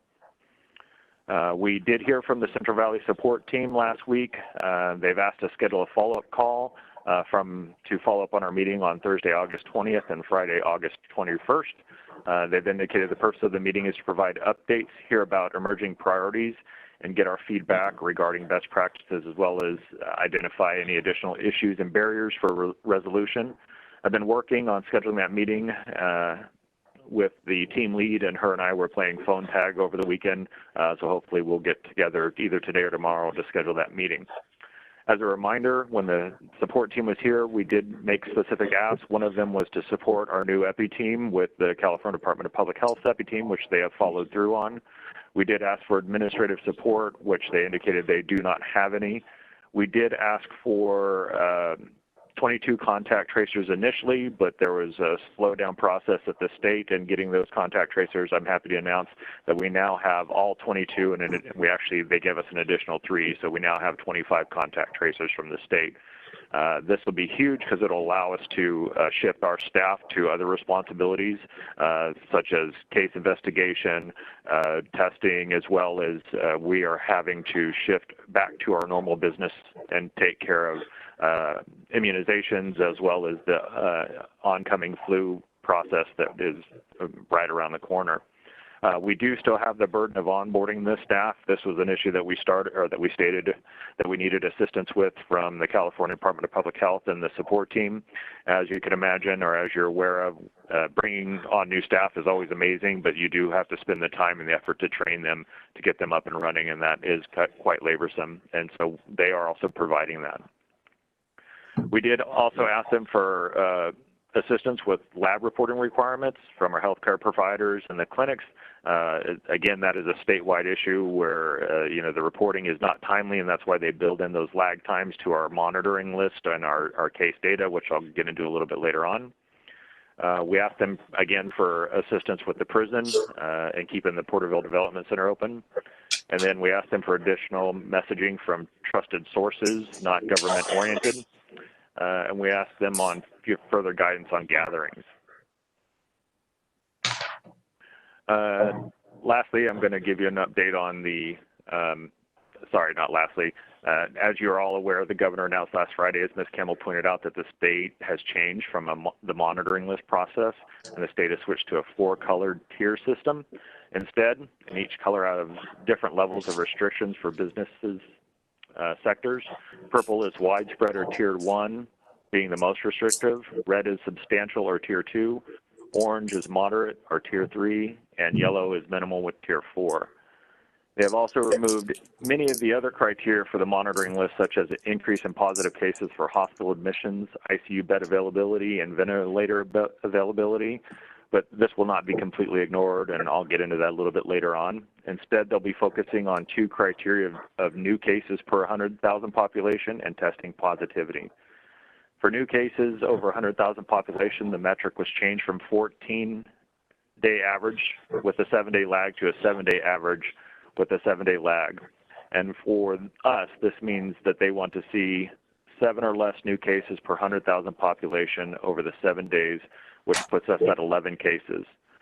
For testing positivity, the metric remains at a 7-day average with a 7-day lag, and we want that number to be 8% or less. We are currently at 15.4 cases per 100,000 population and positivity rate of 11.1. Another good change that they did apply during this process is counties are now receiving credit for the number of individuals that they're testing within their respective county. In the past, if you recall, I had mentioned that at one point during this process, Kings County was the 3rd highest testing county in the state. I had argued with the state multiple times that is it's tough to hold us accountable for our new case rates when we're testing in such volume, and they finally did listen, although I wish I could say it was only because of me, but it was likely because of many other counties. But we now do get credit applied. In other words, the more we test, the more it will drive down our number. If you were doing a quick tally of our numbers over the past 7 days, you'd see that we exceed that 15.4 number by quite a margin, but it's because of that testing percentage that we get to apply that it has driven that number down to 15.4, which is very close to our 11 that I had mentioned earlier. In addition to these changes, the state also modified the sector restrictions, allowing hair salons and barbers to resume indoor operations with modifications yesterday. They're also allowing all retail to include malls to operate indoors at 25% of their capacity with modifications. It does require malls to close their food courts to inside dining, and all other restrictions remain. We are currently in the purple widespread tier, as our new case county per 1,000 population is at 15.4, as mentioned earlier, and our testing positivity is at 11.1. But as such, hair salons and barbers can resume indoor operations as of yesterday, and the mall can open again at 25% of their capacity with their food court indoor dining with modifications. Their food court indoor dining is not allowed. It will have to be switched to outdoor dining, which the mall had already done. I'd also like to thank my team at Public Health, County Council, and the CAO for quickly modifying our website to adjust for these changes, publishing the Public Health Bulletin to explain the changes, as well as updating the Reopen Kings website. That was all done very quickly, and it was very helpful. The last thing I'd like to provide on is an update on is last week the county released an RFP for mobile testing vendor. The RFP was on an extremely fast timeline, and we received 4 proposals on the deadline of August 24th. The proposal review committee met on August 25th, and upon review of the proposal, the team identified some key questions which needed to be asked, and those questions were submitted in writing per the RFP process to all the respective proposers on August 25th, with a deadline for answers of 9 a.m. on August 26th. 3 out of the 4 proposers acknowledged and responded to the questions. Secondary to a call I received the morning of Wednesday, August 26th, the same day the questions were due, about a possible free federal mobile testing resource. We notified all of our proposers of the intent to extend the RFP on August 28, 2020, and all 4 of the proposers acknowledged the message and 1 withdrew their proposal. The proposal review committee have completed their scoring and for the RFPs and ranked them accordingly. Just to provide an update on the free mobile testing resource from the feds, on the morning of Wednesday, August 26th, I received a call about a possible free federal mobile testing site that we can deploy at any day of the week and any location we see needed within our county. In order to be eligible for this, the mobile testing site, the county, had to provide them with possible testing numbers if they were able to deploy it here. The feds want to make sure that the resource will be used, and I would like to thank Jimmy Hook, the Ag Commissioner, Rusty from the Farm Bureau, for springing into action and making contacts with local growers and employment agencies. I would also like to thank the board members and the CAO, Rebecca Campbell, for doing the same with additional businesses and county employees. Once we provided this data, we received conditional approval from the feds last Thursday night, and I'm still working out with the state representative from Cal OES to iron out the final details and the logistics, but we will be provided with some better updates today, but it sounds like the team's arrival is imminent. I'm hoping for at least a week's lead time, but we may get a shorter amount of time than that. We will have to provide them with some minor logistics, such as scheduling with the businesses, registration, and other administrative support. This is not different from the OptumServe site that we use across the street at the DRC, as well as, the Day Reporting Center, as well as the Verily testing site. We also, to provide an update on the Verily testing site, because of their numbers were so low and the continued barriers that we encountered with them, we went ahead and told the state that they could release that resource to other areas of the state. Last Thursday and Friday, they only did a total of 4 tests, and I can get into the details about the barriers that our constituents were encountering when they used that site if you'd like, but I've reported or provided that report in the past. Today, I'm seeking your board's direction on next steps with the testing, as we have several options related to the mobile testing sites. One is to continue to pursue the RFP process and decline the federal mobile testing services. Doing so would require us to use the $1 million allotted for this purpose at the July 14th Board of Supervisor meeting. Option 2, continue to pursue the federal mobile testing resource and cancel the RFP. Choosing this option would allow us to return the $1 million allotted for this purpose at the July 14th Board of Supervisor meetings. Option 3 is continue to pursue both resources and expand our testing capabilities throughout the county. Again, choosing this option would expand our testing and would require us to use the $1 million allotted for this purpose at the July 14th meeting. I'm going to go ahead and pause there, conclude my report, and see if there's any questions, and those options are just options that I put on the table as the board may have further input. Thank you, Ed. My question is on the mobile testing, the ones that we pay for on the proposal, before we vote on it, are we going to see a proposal made to us of what they, I mean, I'm just hearing what they can possibly do. But I haven't talked to anybody or seen anything in front of me yet.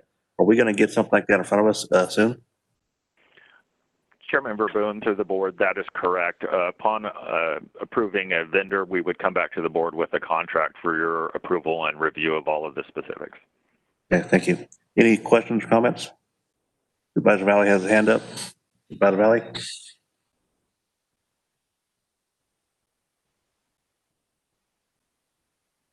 Could you go for option 3 again? And to what date did you extend the deadline for the RFP? Supervisor Valley, through the chair, option 3 was continue to pursue both resources and expand our testing capabilities throughout the county. Doing so, we would have to use the $1 million allocated for this purposes at the July 14th Board of Supervisor meeting. I don't know the exact date that we extended that, but I can get that answer pretty quickly. In fact, I just heard somebody come off mute. That may be Darcy Pickens, who may have that data. And we also have a finger up by the council. Council, you have something to say? Yes, just for clarity of the record, the RFP was not extended. All submissions that were acceptable were accepted within the time frame that was posted on the website. For submissions were given to the county in anticipation of this federal testing program being considered by the board. We asked the submitters to agree to continue their offers for 30 days until the board could decide which it wanted to approve. I didn't want there to be a misunderstanding on the record that the RFP deadline for submission of proposals was extended.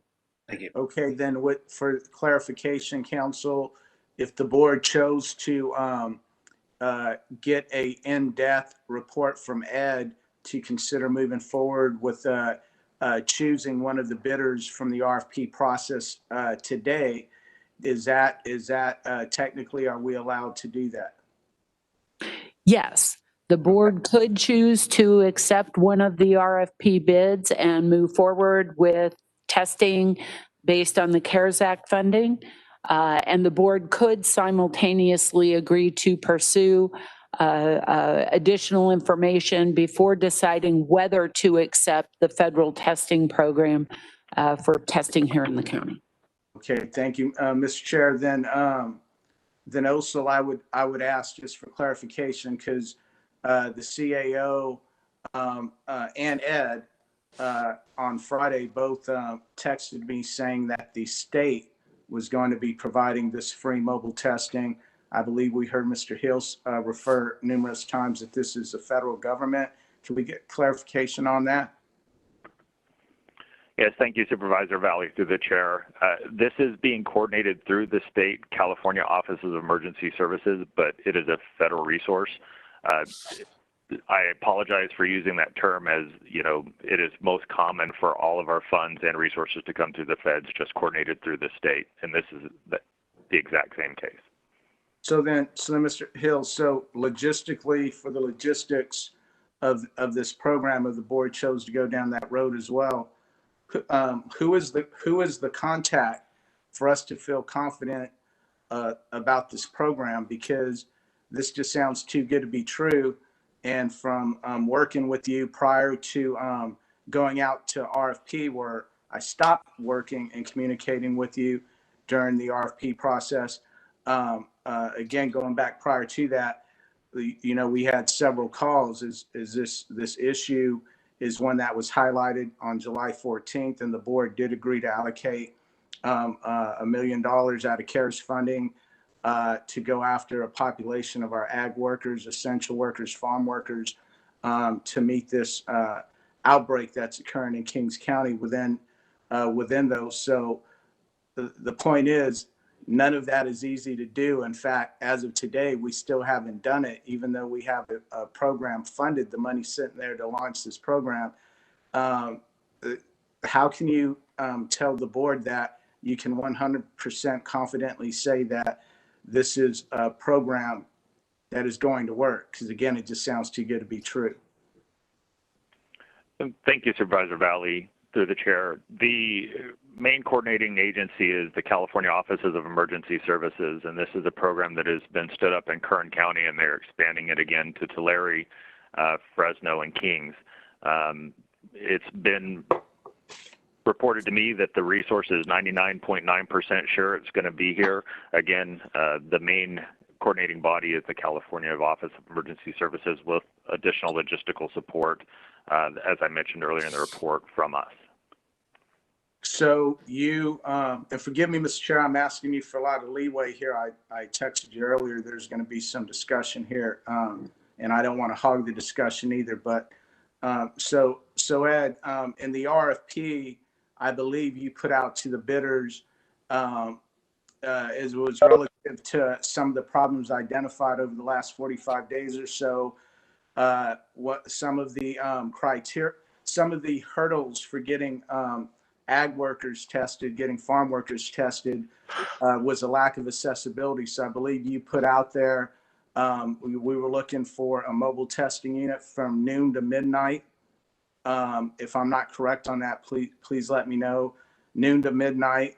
You were working on some of the hurdles as it relates to some of the trust issues that we know ag workers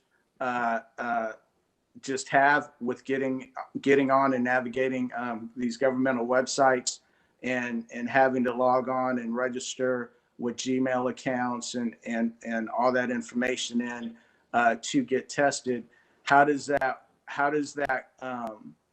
add up? How does that line up with what you were looking for through the RFP process on what the federal program would offer to the County of Kings? Supervisor Valley, through the chair. So the mobile testing site that's being offered through the state or feds, however you want to look at it, will have the ability and will be deployed at the spaces and the areas that we deem are of the highest interest and the most important.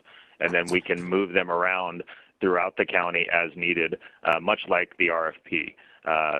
They have indicated, again, that, you know, this has been a process that has been established in Kern County. They have found ways to work through all of the issues. They've had to do some inventive thinking, but it has all been possible.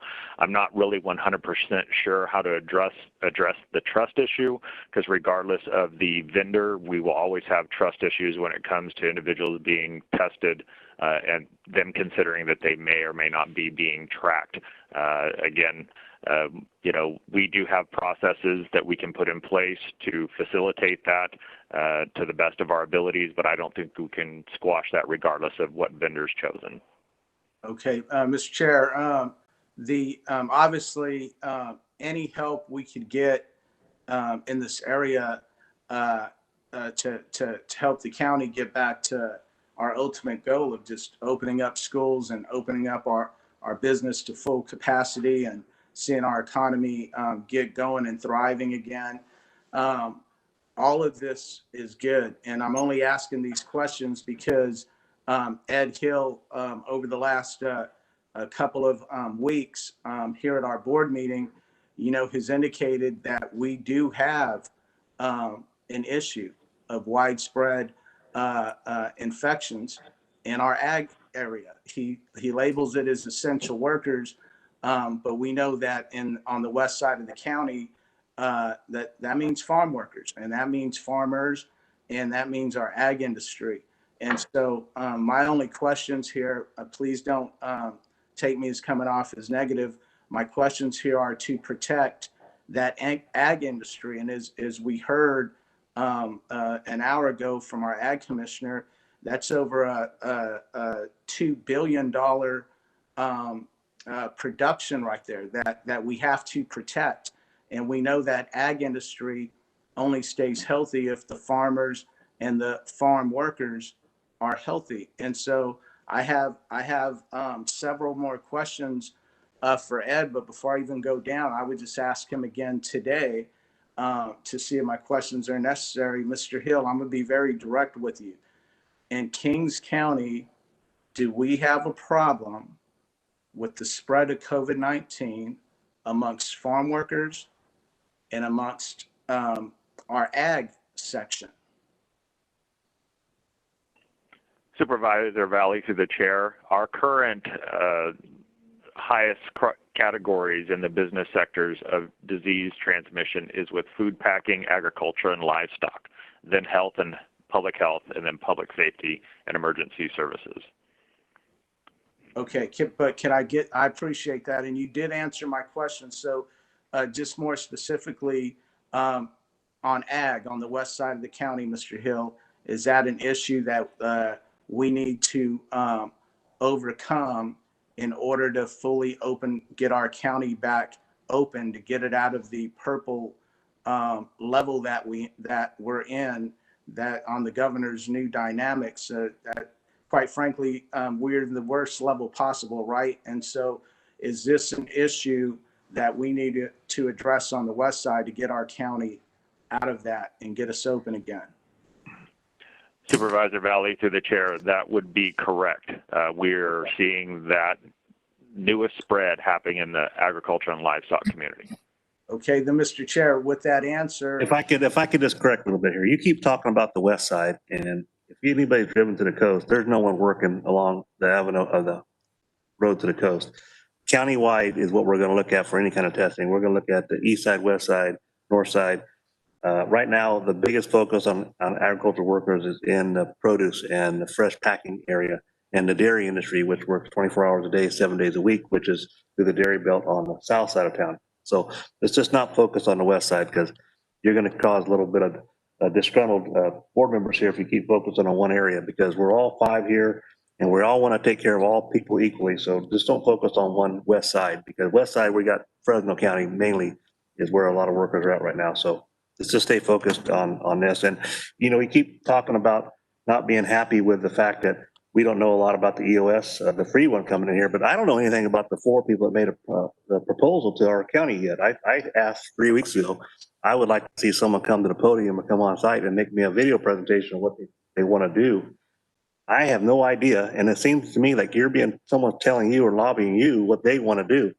I got to be fair and biased on this, and I want to pick and choose whoever's going to do the work to our community. I mean, sooner the better is what we need to do. I don't want to focus on one certain area of the county when it comes to ag. It's the whole county in a whole. And, just get forward, just move forward. And I mean, we're taking up 30 minutes on this already. So I know you got questions. So just speed it up a little bit. Mr. Chairman, I'm doing my best to be positive here, but you made 2 statements there that are totally out of line. You just accused me of being lobbied during an RFP process. That's way out of line, Mr. Chairman. And I would ask County Council to point that out. I've had several conversations with County Council on this issue and our CAO, Rebecca. So please don't do that to me, because the concern that you have about not hearing a presentation, I have it too. I can't get a call back from Mr. Hill. I talked to Rebecca yesterday, just asking questions to get prepared for today. She told me she could only go so far because it's an RFP process. We are not allowed to know what is going on there. And as far as anyone lobbying me, Mr. Chair, that's insulting right there to the integrity of my 12 years of service on the Board of Supervisors. The other thing, Mr. Chairman, is that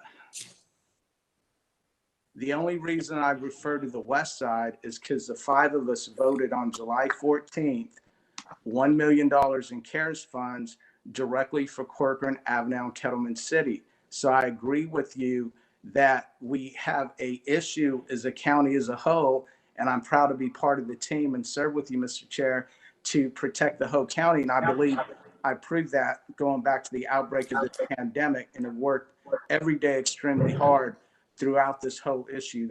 That's on record. That can't be denied or argued.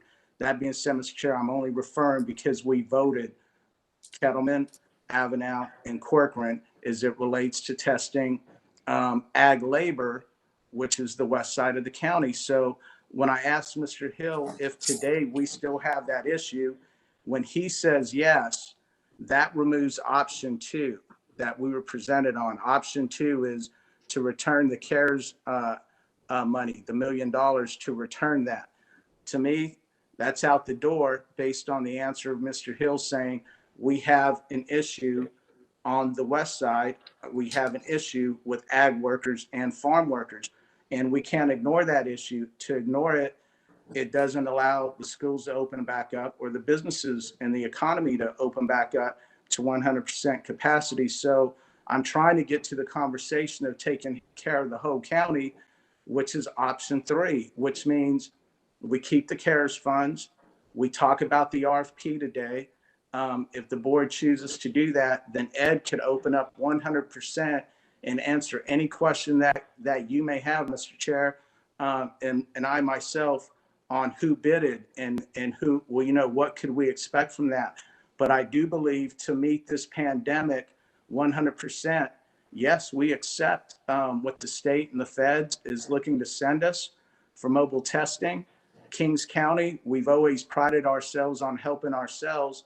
So we do that by keeping our CARES funding. Hey, we don't wait for anyone, especially the state, to come in and solve our problems in Kings County. And we dang sure ain't going to wait on the state to come in and protect our ag industry, because that $2 billion is everything to us. And so I say we meet that, Mr. Chair, by having the discussion amongst the board on option 3. Let's get the federal free mobile testing. That could be around Hanford, Lemoore, all these places, the whole county.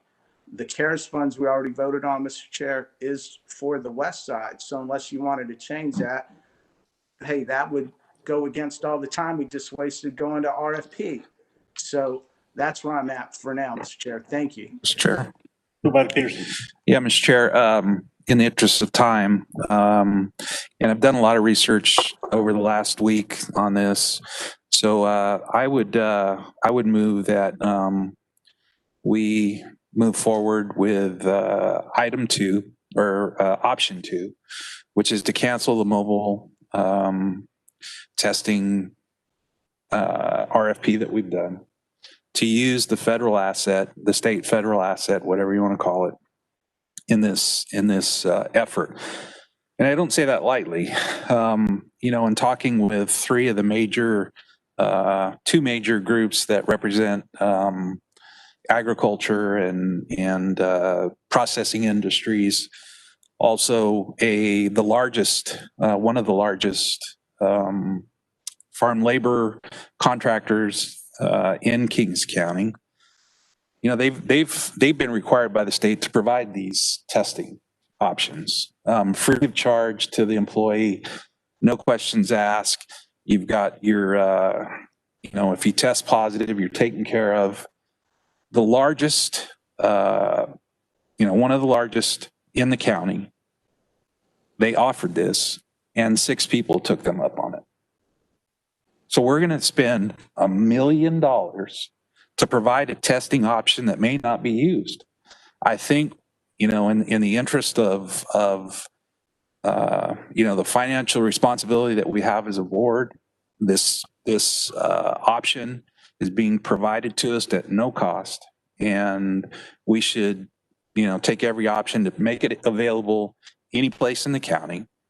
And so I do that in the form of a motion. Hey, Okay, Chairman, I have a motion you on have a table. discussion. Mr. Chairman, you have an open I have a discussion motion on the going. table, sir. The chairman did not. Supervisor formally Valley, say he Supervisor entertains a Valley, motion. please hold all comment until we can see whether we have a second. We can open it up for discussion. If it fails because of a second, then the board can entertain another motion.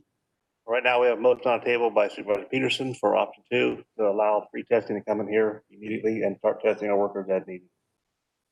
Do I have a second? I'll second that. So we have a motion and a second, and then discussion. Mr. Chair, the $1 million is available. And I think it will be available as long as it's spent by December. That is correct. And I just don't like giving money back. I think the federal asset is a great asset to have, and I think it's going to prove successful. But I guess I'm not right at this point. I'm not willing to give the $1 million back, especially when we have a window of opportunity to use it. And while it is a very pretty guaranteed solution that the federal asset's going to come in, I'm just not 100% sold that that federal asset's going to be successful. And so you don't like the phrase "we're government, we're here to help"? Correct. And so the only thing that I disagree with that motion that's on the floor right now is giving that $1 million back, surrendering that back to the federal government and let them reappropriate it, because they will. But that's. Did I misunderstand the motion? We don't have to give the money back. It just gets reallocated back into the county allocation. So that's not the way I understood the motion. I just said cancel the RFP. Yeah. The motion that is pending is option 2, which is pursue federal testing and reject the RFP, which means the $1 million that have been allocated to testing in the county could be reallocated to other COVID-related response. And the RFP is good for the 30 days to the end of September. Correct. That is correct. All with the exception of one party who has chosen to withdraw their application, the other 3 have agreed to extend their submission to the end of the month. Okay. Yeah. I'll adjust my argument a little bit then to say that I like the current plan. And I would like to be able to keep in reserve that RFP process to go to the end of the month. That gives us another opportunity without going all the way back to an RFP.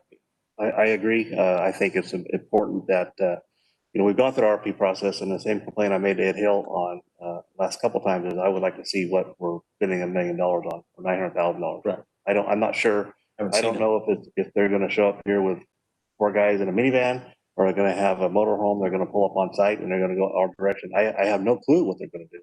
And I'm just not comfortable with this at this time. And I think I'm being pushed and being lobbied to get this done sooner than later. And I would rather take my time and research a little bit over the weekend and justify it. I canceled a meeting on Thursday because I felt we were being pushed in a corner and too many things were changing daily. So nothing against what Supervisor Valley is doing. And the lobbying was more or less you to me, not them to you. And I just want to make sure that we make the right decision. It's $1 million. I would like to pick and choose the right person for the right area and see what they've done in the past, and then make a good choice. As far as the federal money and the people coming down, they're already in place, they're already doing it. We're going to watch and see what they're doing. We can adjust from what they're not doing and pick and choose our next one, maybe in a week, maybe in 2 weeks. I just think we need to get moving on this right now and get this process started. But for goodness, do you have any comments or anything? No? Supervisor Valley? Yes, thank you, Mr. Chair. I appreciate your clarification on the lobbying comment, Mr. Chair. Mr. Chair, you're right. You can call it what you want, lobbying, pleading. I call it representing. I'm representing for my parents. I'm representing for my grandparents. I'm representing because I am the son of a farm worker. I'm the son of farm working parents, and I'm very proud of that. just like I know many of you up there are proud to be farmers. And so it's been no secret that I've been looking for the support to get those people, those hardworking folks tested, but I haven't done it coming at you through a point of compassion. I've come into you through a point of view of economics. We heard our ag commissioner say it's over a $2 billion industry in the County of Kings. And then you hear our department, our director of the Kings County Department of Public Health, Ed Hill, specifically say that we have a problem on COVID-19 infections in the ag industry. So I don't understand how one of our colleagues can make a motion to take away $1 million that we already approved on and he voted for on July 15th based on those two statements. Mr. Chair, this isn't a Richard Valley thing. This is an in-your-face data thing. And for us to not protect the ag industry is a mistake, Mr. Chairman. So again, I pointed out last week that I felt ever since I wrote the letter to the governor, signed by 40 elected officials from the San Joaquin Valley, asking him for help to protect our ag industry, including our farm workers, there's been a pushback that I've witnessed here, and I witness it to the utmost scenario right now with the motion that's on the table. I said even last week, what is going on here? It's a delay. July 14th, $1 million. Let's go test. Let's take care of the ag industry and the farm workers. It's September 1, and we're sitting here talking about not only did we find out 2 weeks ago we couldn't self-source, so all that time was wasted to craft a plan with Ed Hill and a mobile testing company. So then we go to RFP. The RFP's out there. I expressed concerns on the delay of that.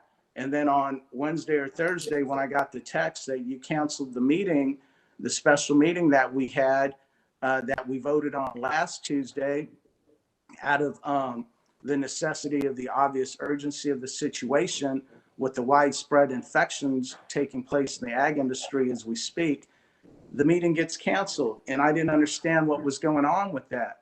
And so now we get here today, we have a chance to not only have expanded free testing to supplement our $1 million and to take care of this issue and meet the issue.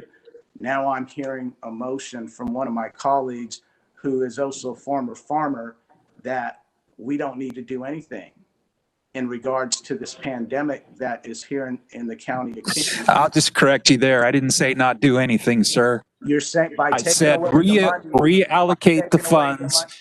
Yes. Let me finish. Well, why don't you let me finish? You're really good at I'm the one interrupting, but you don't like being interrupted. Okay, let's hold on for a minute. I'm the one who has the floor right now, Supervisor Peterson, and I wish I could be there with you right now in the chambers, but look around. You're not wearing a mask. That's your right choice, now. and that's fine. No, I'm just telling you that my decision is made on reality, okay? You make the choice The for me by reality not of the having a statement mask on from, right now. whatever.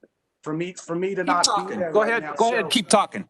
Go ahead. Yeah. Okay, so we're gonna hold it off right now. We have a motion on the table. We have a second. Madam Clerk, please call the roll. Supervisor Neves, No. Supervisor Valley, No. Supervisor Verboen, Yes. Supervisor Peterson, Aye. Supervisor Fagundes. Yes. Okay, we've approved the proposal. 3 in favor, 2 opposing. I'd add a little dialogue on there. If this does not work out, we bring back the 3 remaining RFPs and pick one after we have a presentation made to us so we understand what we're buying for at this time. Well, I believe that's going to take the form of a motion, Mr. Chairman. I mean, if we're going to take action here, that's probably the form of a motion. I would defer to council to that. but Well, I let's think do I made so. that request several times to Ed Hill that, I would not going to make a motion or a direction of any decision on spending $1 million until someone makes a proposal to me and they see what I'm buying. I don't want to hear about it. I want to see it. And it's $1 million, a lot of money. I Googled this idea and I researched it on my own and I can't find these people existing out in public. So I'm wondering if this is such a good thing to do in the community, how come I can't find out where they are, who they are, what they are, where they drive, where they're going, and what the results are? I want to see it. I want to have it presented to me. I'm not comfortable. I think this is the best bang for our buck at this time. We can use the federal dollars to get this started. If we don't like what we're doing, we can adjust it to the new people that we can hire within the next 30 days and fill the void. I think that the numbers I saw on Ed's chart, and I hope I can repeat this, Ed, the numbers of the ag community that were affected. Can I repeat that number? Chairman Verboen, you can. So But I do need to add that the numbers change daily. And I can give you updated numbers. It was 6 months and it was 230 people. So you spend $1 million divided by 230 people, that's almost $5,000 per person. So let's make a good, clean decision here and warrant it. I think this virus is going to be here for a while and we need to have this in place. Let's try it out with the free money and adjust it to fit our community. And that's where I stand. I'm nothing against anything. It's just that it was going too fast and if I want to Google free mobile testing in ag community, something should pop up on the internet. We don't have nothing yet. And so I'm just kind of confused with what's out there. And so this is a good start. And we can revisit this at any time, every Tuesday. We can't come back next Tuesday because we're dark. But if something doesn't work out, Ed will work with us and he can say, hey, we need a little bit more testing being done. So can we bring it back to the board at that time? And so, Mr. Chairman, for the clarification of your comments, then, could we ask council, did that motion remove the $1 million that we voted to allocate in CARES funds?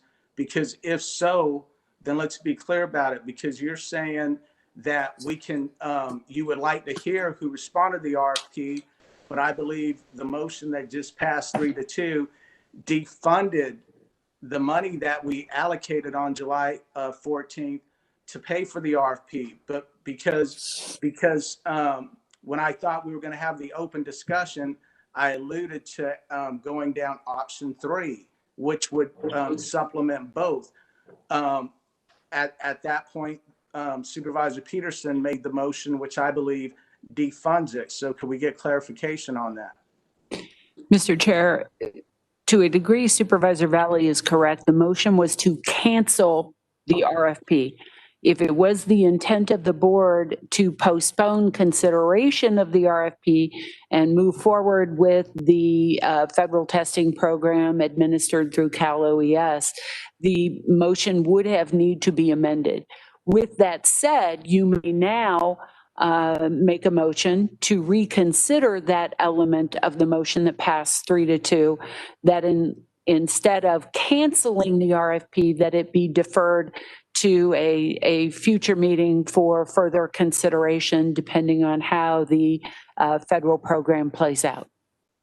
I'm willing to make that motion. Right.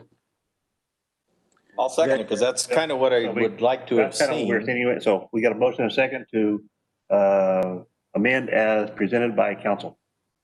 To reconsider the component of the original motion to cancel the RFP and instead defer it for future consideration.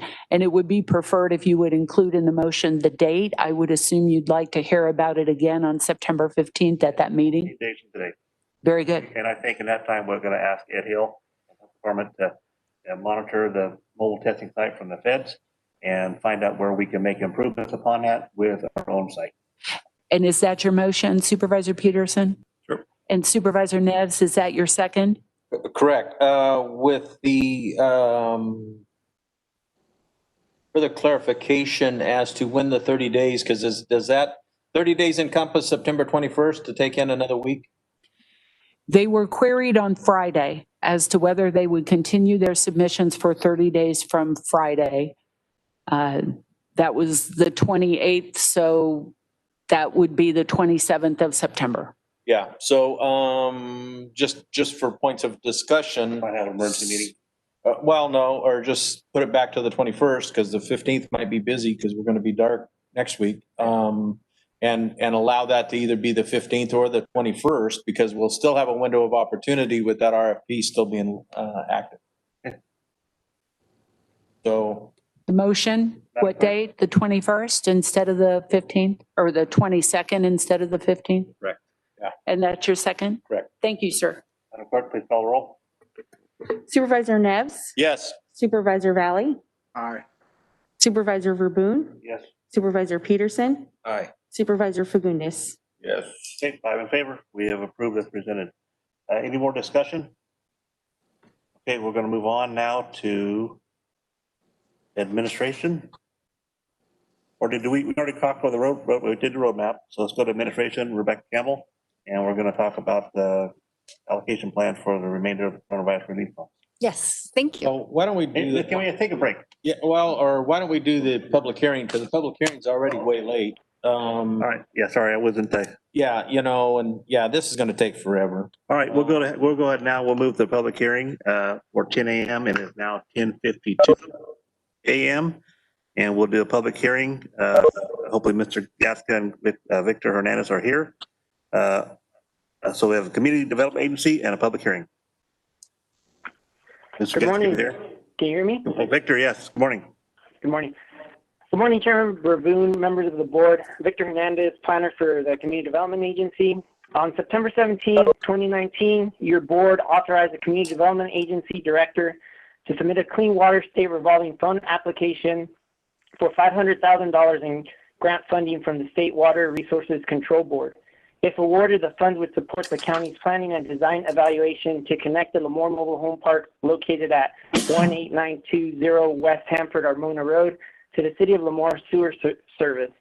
The City of Lemoore is in support of providing city sewer service to the mobile home park, and in order to complete the application process, a resolution must be submitted authorizing the Community Development Director or the Deputy Director of Planning to act on behalf of the county in all matters pertaining to the application and signing the grant agreement upon a successful award.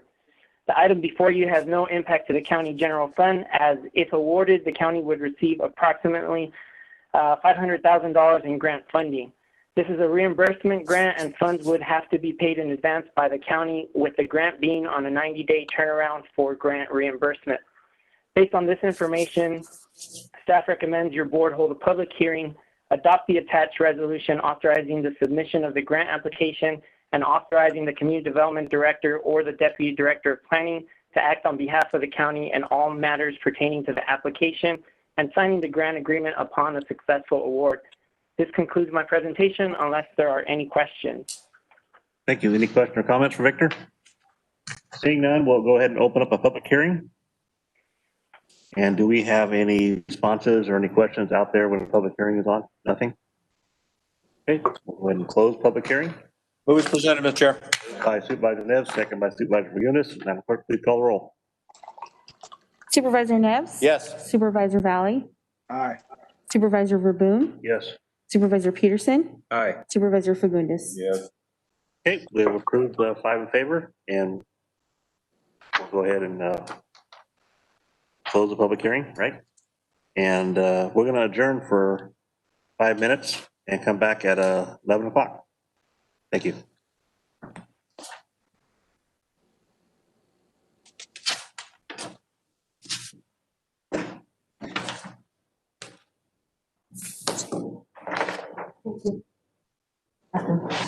Oh.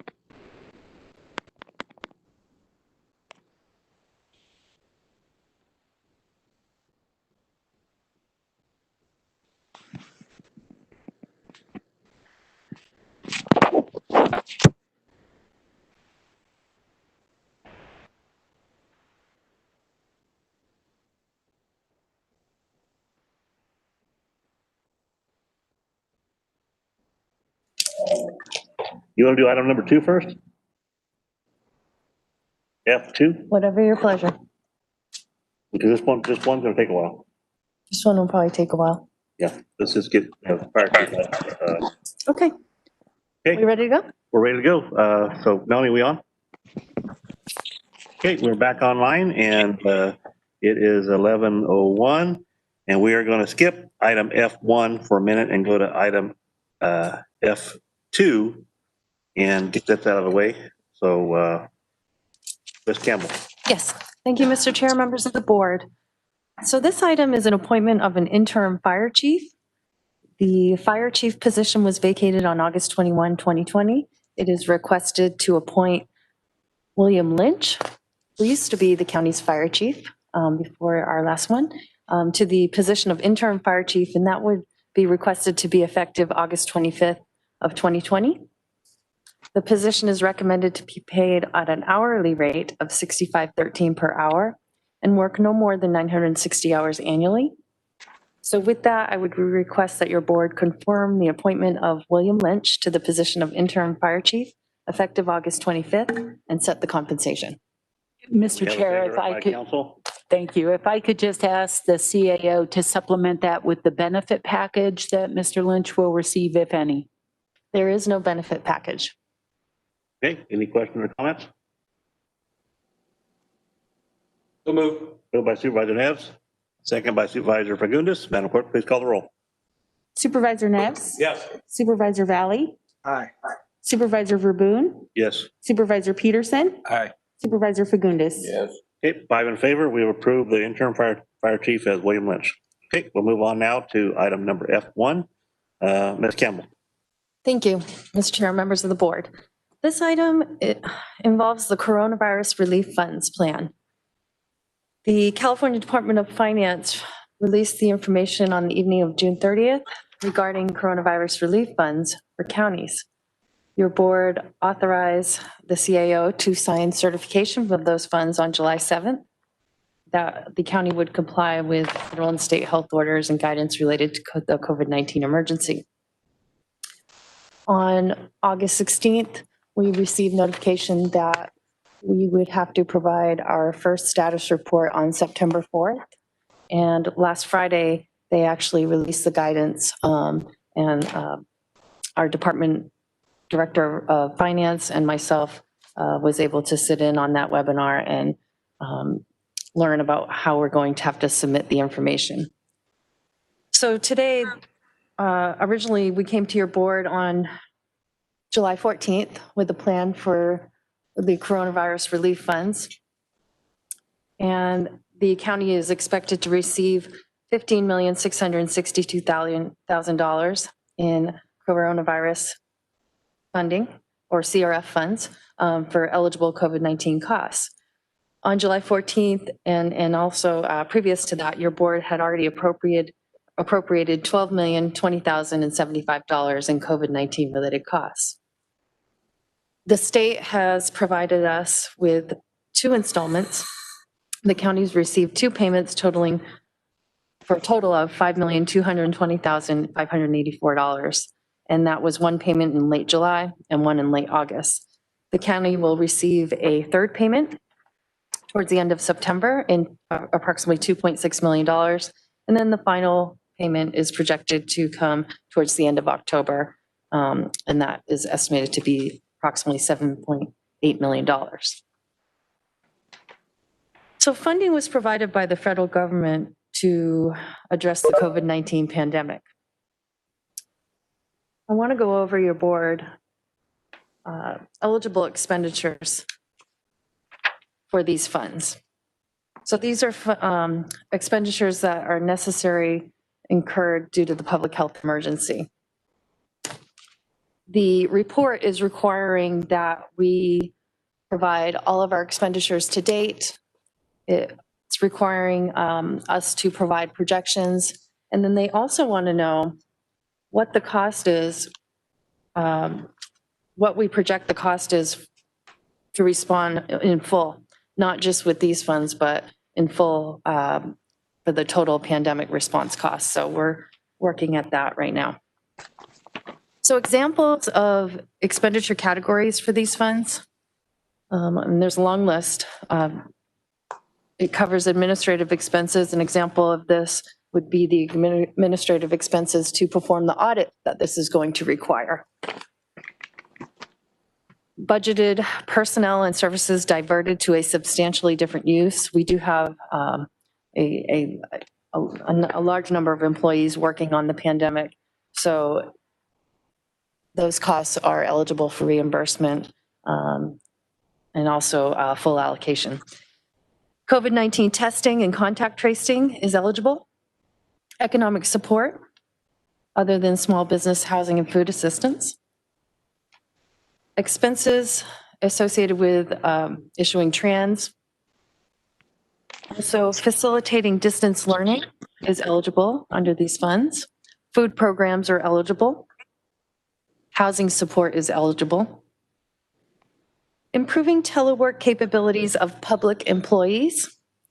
So that would include increasing broadband capacity, setting up networks. Also, software purchases that enable employees to telework. Hardware purchases such as laptops and tablets. Costs for developing online or automated processes for work that previously required in-person visits for employees and customers or citizens coming into the county. Medical expenses are eligible. Nursing home assistance is eligible. Payroll for public health and safety employees. Again, they would have to be substantially dedicated to responding to the COVID-19 pandemic. Personal protective equipment, so costs for the acquisition and distribution and costs to create a reserve of PPE is eligible.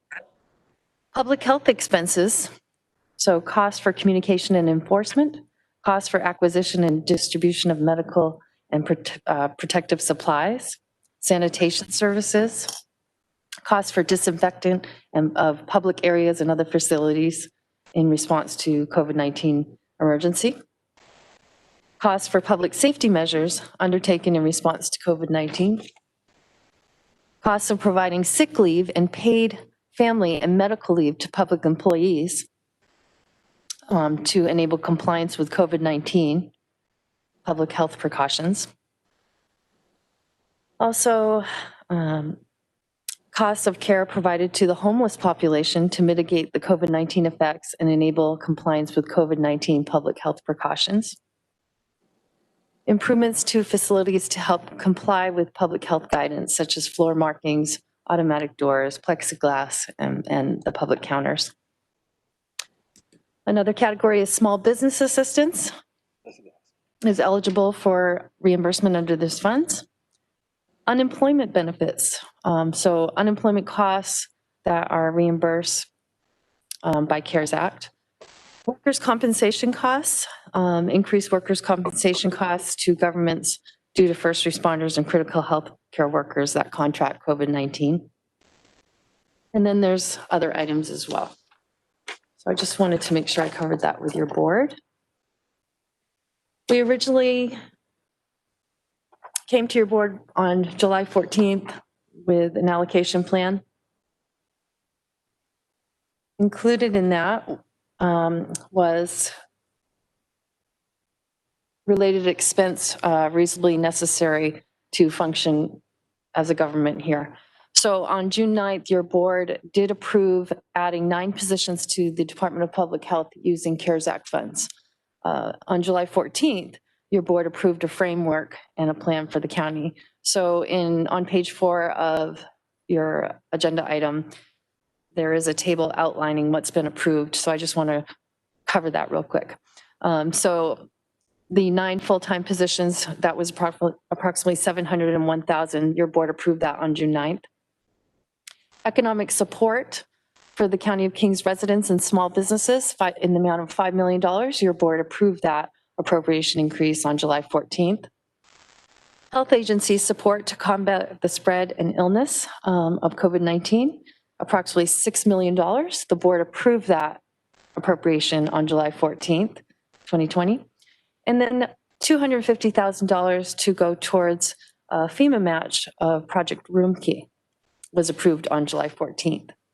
On July 14th, there was discussion about approximately $1.5 million in reimbursable county expenses from March 1 through June 30th. Another projection of $1.5 million for county expenses July 1 through December 30th. And then there was a request from departments for additional needs that they may have due to the pandemic to keep going and provide services to the county and our constituents. So we projected spending about $641,000 of that to go towards those requests from the departments for a total of $15,662,000. So now we're back and we have been working on actual costs and looking at our projections even more. So I want to cover,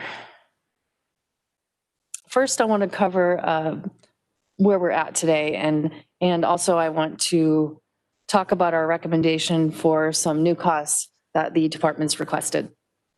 So on page 6 of your agenda item, there is another table, and this would be the budget adjustment that we are requesting today. So the first line is $1.7 million. $1,704,717. Those are reimbursable expenses from March 1 through June 30th. In a nutshell, those are salary and benefits costs for those employees that have been substantially dedicated to working on this pandemic, and there's a minimal amount of services and supplies related to it. The next line is $721,604. Those are actual costs from July 1 through August 23rd. And again, those substantially are salary and benefits costs and a minimal amount of project room key related and services and supplies. The next line is our projection, $838,127 of similarly related costs that we are going to ask reimbursement for. And then there's new items that fall within the categories that I talked about are eligible. So for administration, $10,000 for 2 laptops that would work towards all the work required to fight COVID-19. Also employing some teleworking out of the admin office to minimize the exposure. The assessor's office, $175,000 scanning project. This would scan all of the property documents, and it would, minimize folks coming into the office, and everything would be available online. And that falls within one of the eligible categories. Behavioral health, there is 1 laptop there, again, to help outfit the department and help with the teleworking, and also, for the longevity of that. I want to point out a clerical error under community development. That's actually $13,091 for teleworking equipment. County council, $5,000 for teleworking equipment. Human resources, $10,000 for teleworking equipment. Information technology, $34,386 for teleworking equipment. Library, $25,000. As they're looking to provide additional services, they're going to be additional cleaning protocols for the books. And it's going to be costly for them to do those practices. So there's $25,000 to assist with that, also to assist with teleworking. Sheriff, $60,000 to assist with teleworking, public safety measures that they may need, and laptops. So, and then finance, $40,000 in new requests for laptops for teleworking, additional drop boxes for tax payments, supplies, and correspondence with property owners. So the new allocation here would be $3,641,925. So if I summarize that new request and the new CRF plan compared to what we did on July 14th, that would be on the last page of the agenda item. would be previously approved to support the health agency by adding the 9 full-time positions that was previously approved by your board, $701,700. The small business support and $5 million was approved by your board. The health agency support, $6,068,375 was already approved by your board. Human Services Agency, $250,000 was approved by your board. We are asking for reimbursement to the County General Fund for $1,704,717. Those are the reimbursable expenses from March 1, 2020 through June 30th, 2020. We are asking today for reimbursement of County General Fund for CRF eligible costs incurred from July to August 23rd, 2020. Those are actual costs, $721,604. And then we're asking your board to allow for other costs projections August 24th, 2020 through December 30th. Those are $838,127. And then the department-specific request to allocate those for those list of items that I just went over with your board, that amount amounts to $377,477. I want to open it up to our Director of Finance, Director Jim Erb. He and I worked on this together. Question too, you want it from the sheriff. Okay. Take that now or wait? We can take it now or. Sheriff, you have a question on what she just presented?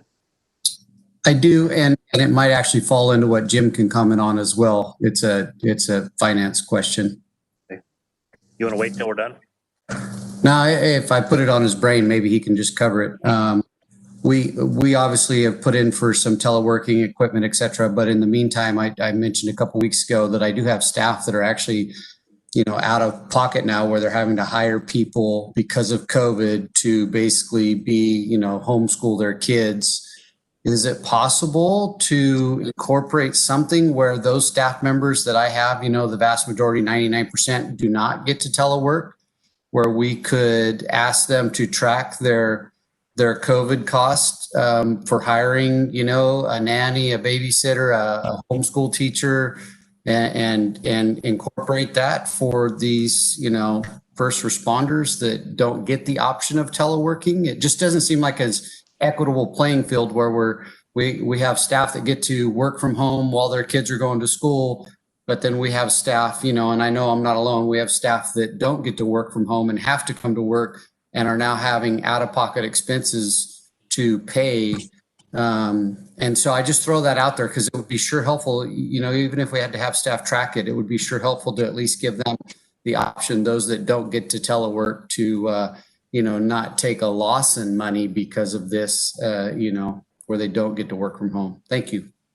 Thank you. Okay, we'll let Jim go ahead and see if he can answer your question for you. All right, Jim, it's all yours. Okay, I think I'm on. Rebecca did a great job in presenting what we have left to work with, 3.6 million. Regarding the sheriff's question, I haven't heard of that being an allowable expense through the CARES Act. It would have to be something the county decided to do and do it out of current budgets or even add some appropriation. It's probably a good thing to track. I'm sure we're not the only ones going through this, and we can see how other people are handling it. But this whole teleworking and COVID have really presented some new issues to us that we haven't dealt with before. But I just wanted to, just to follow up on Rebecca's report, I think this is a really solid plan, and it allows me to report to the state that we have all of the CARES funds allocated or in intended use. And I think at this point they're pushing for a report as soon as they can get it, which is next Friday. And if they find that some counties aren't using the money, they want to reallocate it. And so this will be a report that shows we have intentions to use all of the CARES Act funding, and I think that that's important. I also believe it should make the board feel good that we are recovering funds from previous expenses with prior year, March through June 30th. And it kind of gives us a little buffer Now, if something comes up and we, that's really a requirement, then we've got a little bit of money set aside to deal with it. So I support the plan that Rebecca came up with, and we've worked together at it for quite a while. That's it. Okay, thank you, Jim. County Council. Mr. Chair, I'd just like to clarify for the record, it's referenced twice in the staff report and recommendations that the $5 million the board allocated on July 14th was for residents and small businesses. I don't want residents to get the idea that there's some kind of grant funding process for them because they're residents of Kings County. That was a business assistance program that did not have a requirement that the business owners be residents of the county. So I just wanted to be clear on that. Thanks for that clarification. Appreciate that. So at this time, we'll open up for question and comments. Supervisor Valley, you have your hand up. Yes, Mr. Chair. Thank you, Mr. Chair. Mr. Chair, just as I'm reading around as it relates to the allocation of these CARES funds, one of the hits that counties typically get, well, two of them, is when you reimburse on for salaries of employees, that there's not a defined outline, and I would ask for one that these employees have to, the board needs to know that they were specifically working on COVID-related items, that they were working on the pandemic.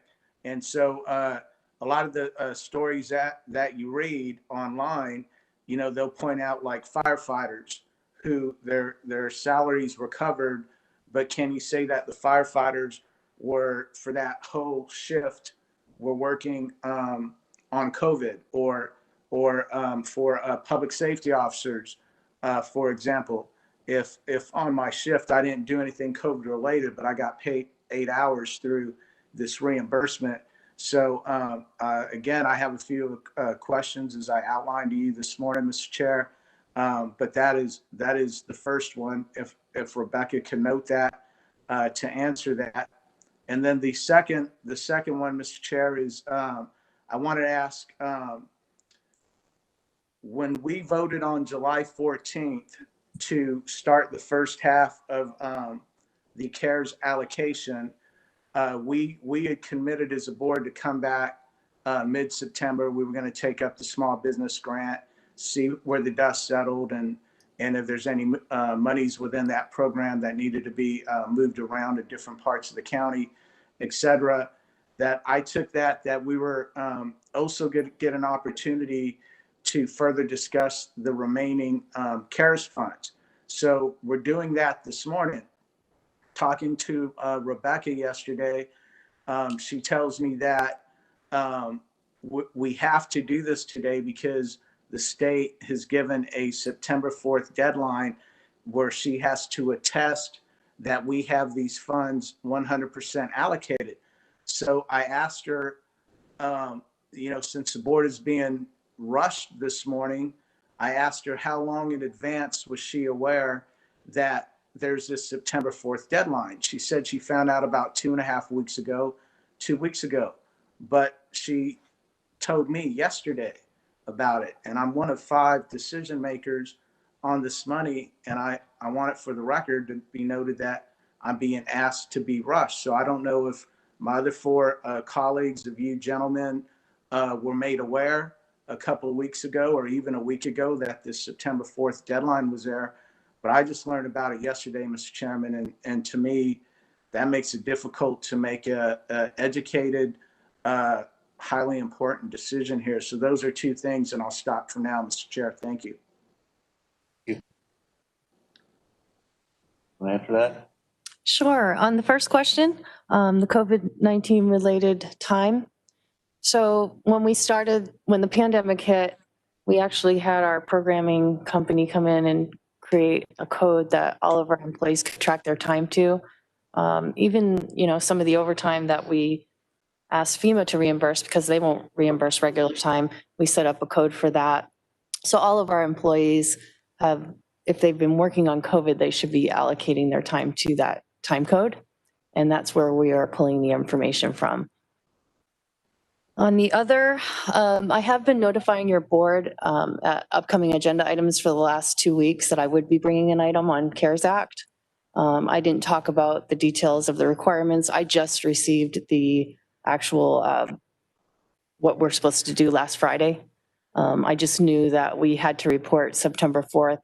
I didn't know what that entailed, but we received guidance on that last Friday. So I have been letting your board know for the last 2 weeks that I would be bringing an item to your board on CARES Act.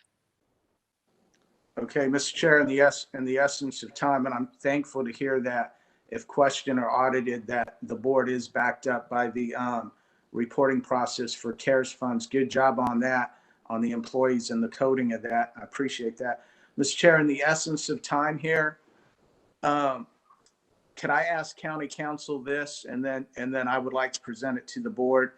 If the board chose to go ahead today to meet this, to help the CAO attest by September 4th, that the board approved the plan 100% as outlined today, is it legal, question through the chair to council, is it legal that if I make that motion, that the board can say that obviously with this pandemic, things are changing. They're changing on an hourly basis and day to day.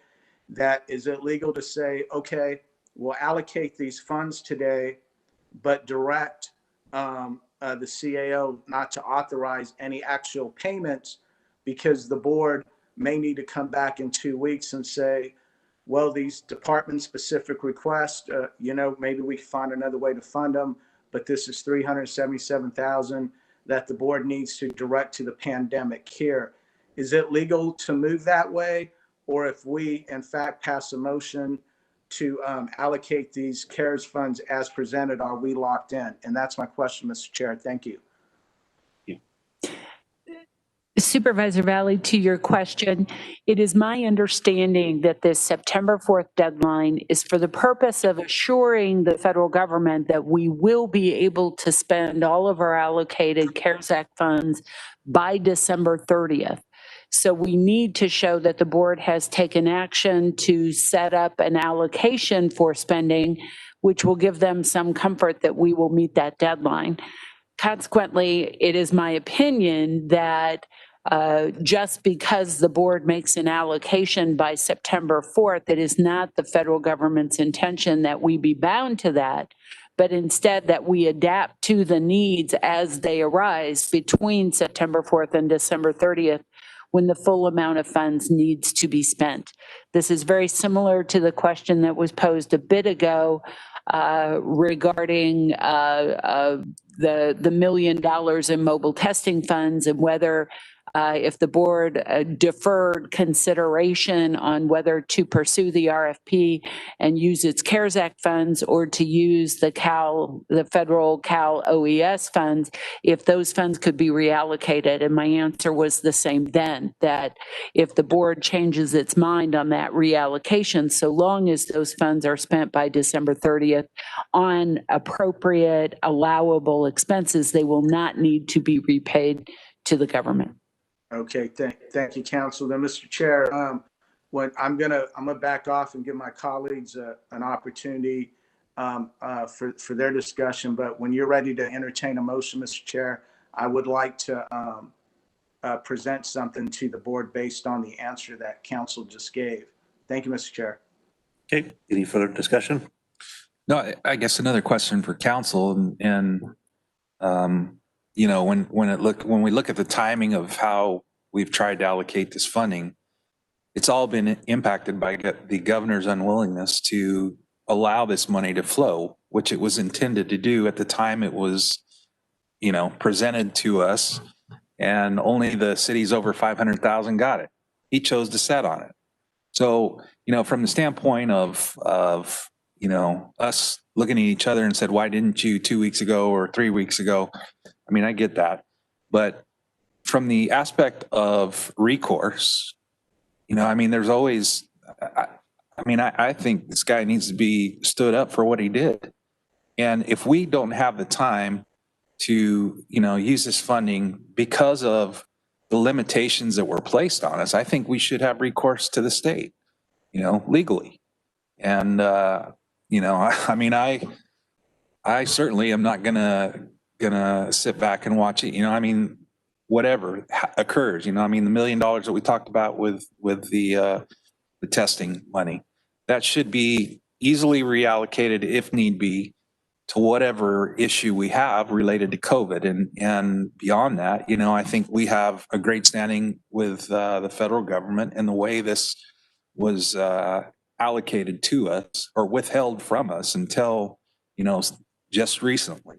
And, even to the extent that I know they've discussed, further allocations, and the federal government is very clear now that they will never provide this funding the way they did currently.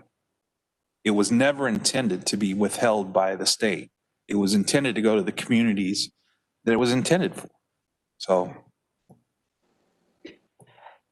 if I understand your question, would the county potentially have legal recourse against the state for its choice of distribution timing if we're unable to spend the full $15.6 million by December 30th? Is that the question? Yep. Right. I first of all just want to acknowledge your frustration in this because the governor did exercise discretion on how to distribute the money without specific control and intent expressed by the federal government when the legislation was passed. The fact is that the CARES Act allocated funds that were distributed directly to very large cities across the country and certainly in California, and then reserved a certain amount of dollars to be distributed to smaller communities through the governor. So I would infer that the legislative intent was to give the governor some control, both in how much and in the timing of the distribution. Perhaps hindsight is 2020, that wasn't a good idea, but I would suggest that the federal intent as expressed through the CARES Act did not make that clear. With respect to whether we would have a viable cause of action, assuming that we would win on the federal intent, that it was not their intent that the governor hold up the funds, but merely decide the amount to be distributed, not the timing by which the distributions would be made. My second point would be the viability of a claim based on disadvantage and whether in fact we could prove we were disadvantaged by the distributions. I think the governor is attempting to hedge his bets a little bit by delaying the first two payments to come at the end of August and the beginning of September, and then the entire remainder to come at the beginning of October. I think the expectation is that the county would not be disadvantaged by that distribution pattern based on the idea you would have still almost 3 months in which to spend the money, even if the county had to advance those expenditures from a reserve or from the general fund to be reimbursed by those distributions. So I think the CAO has responsibly included an amount for reimbursement of those advanced expenses, and by being fiscally responsible probably would have the effect of undermining a claim that we have been disadvantaged. That's just one lawyer's opinion. I would just hope that, in this whole process that, we're going to be provided latitude, based on the decisions that were made, because the latitude was clearly given to the largest cities in this country, and the communities that needed it most disadvantaged, 28 of the 35 disadvantaged communities in this state reside in the Central Valley. And yet, I don't know, Fresno and Bakersfield got their funding, but, everyone else didn't. Supervisor Peterson, I absolutely agree with you. And I would expect that if the county is unable to expend the full amount of its $15.662 million by December 30th, we will certainly be making that argument before we just voluntarily give those funds back. And I suspect that the current administration, which would be responsible for demanding those funds, I hope they would be sympathetic to the county's concerns.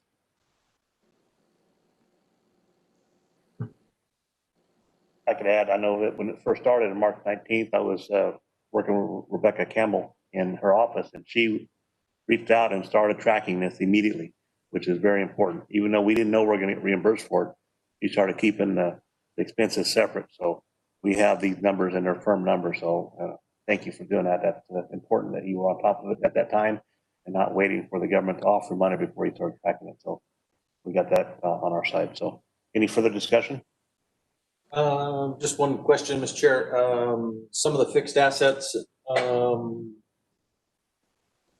they going to be differentiated? Because, you know, it's like I would equate this as a grant-funded position that goes away when the grant goes away. You're buying a substantial amount of hardware that you're either going to have to replace or maintain. And are you willing to make a placeholder in the budget to maintain that extra infrastructure, or are we going to differentiate that infrastructure to where when it becomes obsolete, it's just going to go away? I would go with your latter. When it becomes obsolete, it would go away. You know, talking to some of the departments and even experiencing it in my own department, the laptops we're using to telework, you know, a couple of them take 20 minutes to turn on. And you have, you know, they're just old. And so to be more efficient, it's for getting through this pandemic and the longevity of it and trying to just get the work done, trying to, you know, just work with better equipment. So that's what this equipment is doing, is helping us with what we have now. It would not be an additional inventory. I don't foresee replacing these laptops on top of the ones we have. We would stay with our current schedules, but it would help us to be more efficient and to keep providing services to the community under the pandemic. Yeah, the only bad part is buying this kind of equipment in this time of era, you're paying a premium and you're having a hard time getting the asset. You know, and I've had the opportunity to buy a couple of laptops in the last couple of months, and they're difficult to find. They're difficult to. You're almost better off to just build them, because if you're going to buy something off the shelf right now, supply is down, demand is high, and I'm not really sure you're going to get the full bang for your buck. You know, I would really look at that. Okay. At that process. And again, come up with some kind of a different tag number to it, just as that individual comes in on a grant-funded project at the county. I think we need to track this equipment. And even though I'm not 100% sure what teleworking and cleaning supplies, I don't know if that should be in the same line, you know. But I think hardware and teleworking, I can envision that. I'm just not sure how. Are you going to clean teleworking or what? That's for the library? There's a couple of places on your list. Yeah. Part of it's a library. It's part just of it's different. It's separate. Yeah. It's separate. Yeah. And I know that the county librarian is struggling on how do you disinfect books. I think the industry's having that, colleges are going through that, high schools, everyone's going through that process now. Just how long does that virus live on a paper page, and how do you disinfect it without destroying the book? But and I think there's a lot of different processes out there, but I'm just not sure public safety measures, and I don't know if we need to be a little bit more open as to what that is.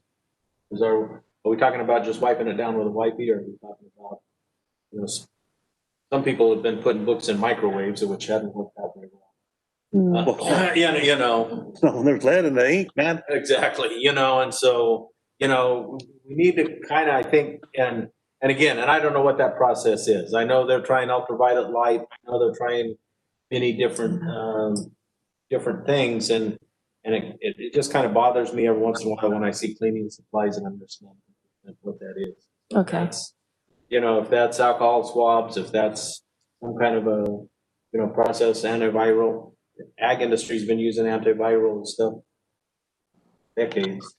I'm not sure why we haven't cross-contaminated done it over here, but other than it is somewhat expensive.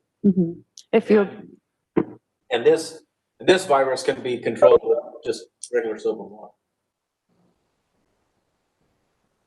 I don't know. Sometimes when I see this cleaning supplies, again, soap and water is probably the best cleaning supplies. Not sure what you want to buy. I like Irish Spring. Do you? Do you use it? Yeah, once a week. Hey, Mr. Chairman. Saturday. Oh.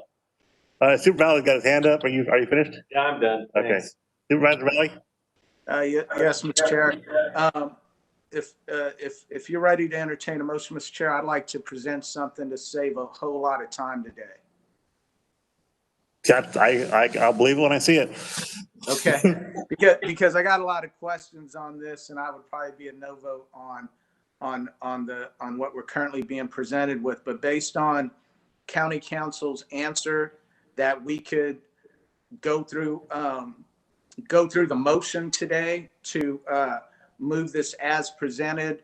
I would like to make a motion that makes it very clear that the board, that we will revisit this to acknowledge the day-to-day changing circumstances that relates to the pandemic of COVID-19 in Kings County, and that we would have the ability to reallocate all of this, Mr. Chair. So if the board would entertain that, the motion would be to move as presented, to direct staff to not authorize any payments at this time until the board can come back with enough time and detail to what's being presented here to actually move forward on green lighting some of these expenses. But that would be the motion there, Mr. Chair, just based on the essence of time for the board today, but also based on time-wise that I can't make a decision, in a couple of days on something this big and extremely important because somebody put a September 4th deadline and I was dismayed about it yesterday. That's a motion, Mr. Chair. Council, what do you think about that? That is completely consistent with the board's discretion. Ms. Peterson? Well, and not to speak against it, but I would like clarification. You worked with the departments on this, right? These were direct department requests. yes, they were. And there were a lot more requests than what we, had funding for. So we did have to narrow that down. But yes, I did request that from the departments. They submitted their information. And then, we've been talking about the challenge of making sure that we get this money allocated in the short time period that we have. And so I think that's my only question is, how comfortable are you in sitting on this for, whatever period of time? Because it just pinches that point that much tighter. We're going to provide the report to the state. We are going to have, I think, 6 cycles of reporting periods that we have to do. So if we have to change something in the next report, we will. So I'm pretty comfortable with it. Supervisor Peterson, just out of fairness to Supervisor Valley, we have a motion pending a second. I suggest we not discuss it further.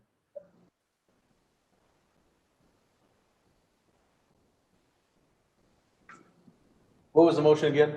The motion is to move approval of staff's recommendation as presented, but subject to reconsideration as the response needs change until the funds are depleted. Could I have a point of clarification? I heard in there that no funding was to be expended. That's an important clarification. Supervisor Valley?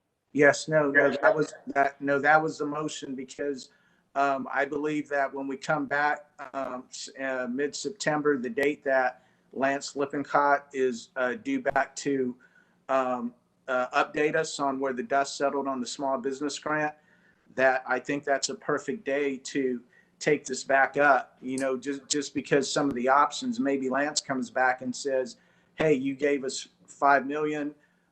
Only 4 million was used. There's another $1 million there. And then there's, I would hope that's not the case, but I'm saying that just as an example, Mr. Chair, that's a perfect day to sit down with all of our CARES funds. So when I say to not authorize payments today, I see that as being a very short-term request there, and possibly 2 weeks.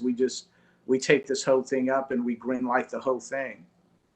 Just for clarification, Mr. Lippincott has been asked to report back to the board on the business assistance program status on September 22nd. That's actually 3 weeks out.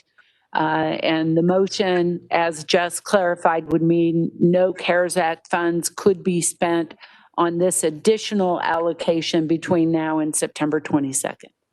Or Mr. Chair, you just say that you would like to see this back in 2 weeks, and I'm fine with that. The point is that we just have the extra time to get all of our questions asked. You know, just like we said on the RFP, we can't vote on something we don't know about. There's a million questions here based on the generalization of what's being requested.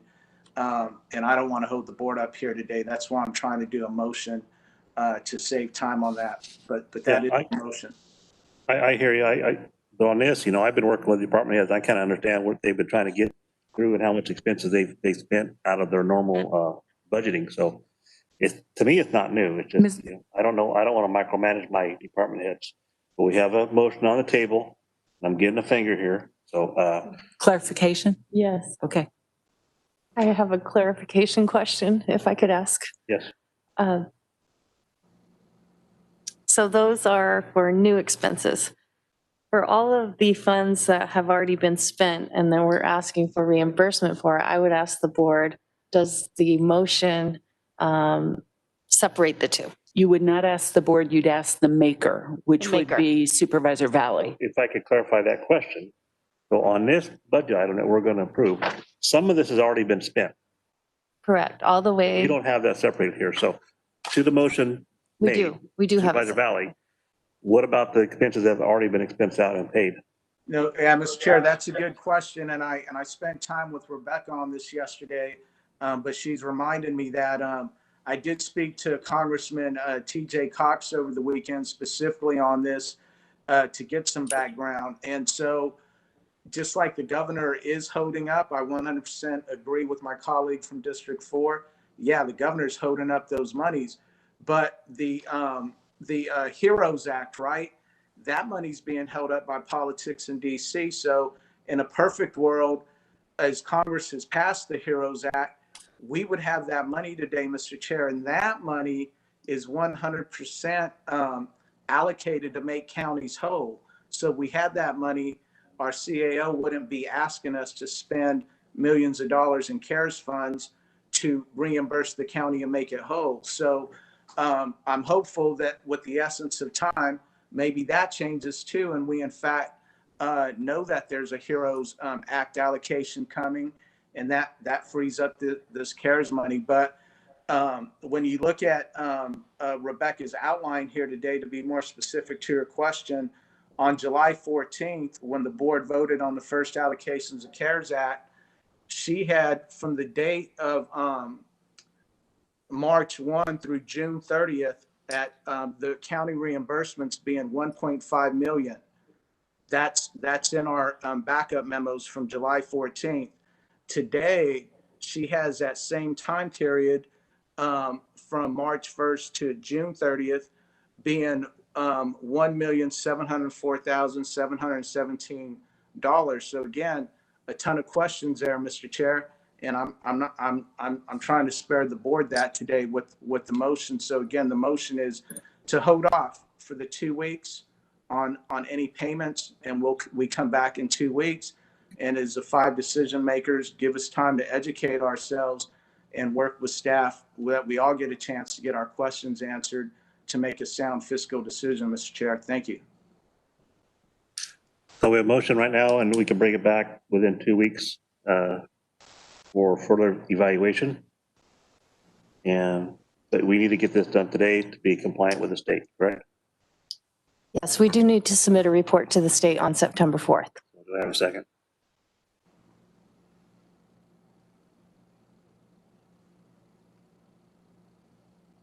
Crickets.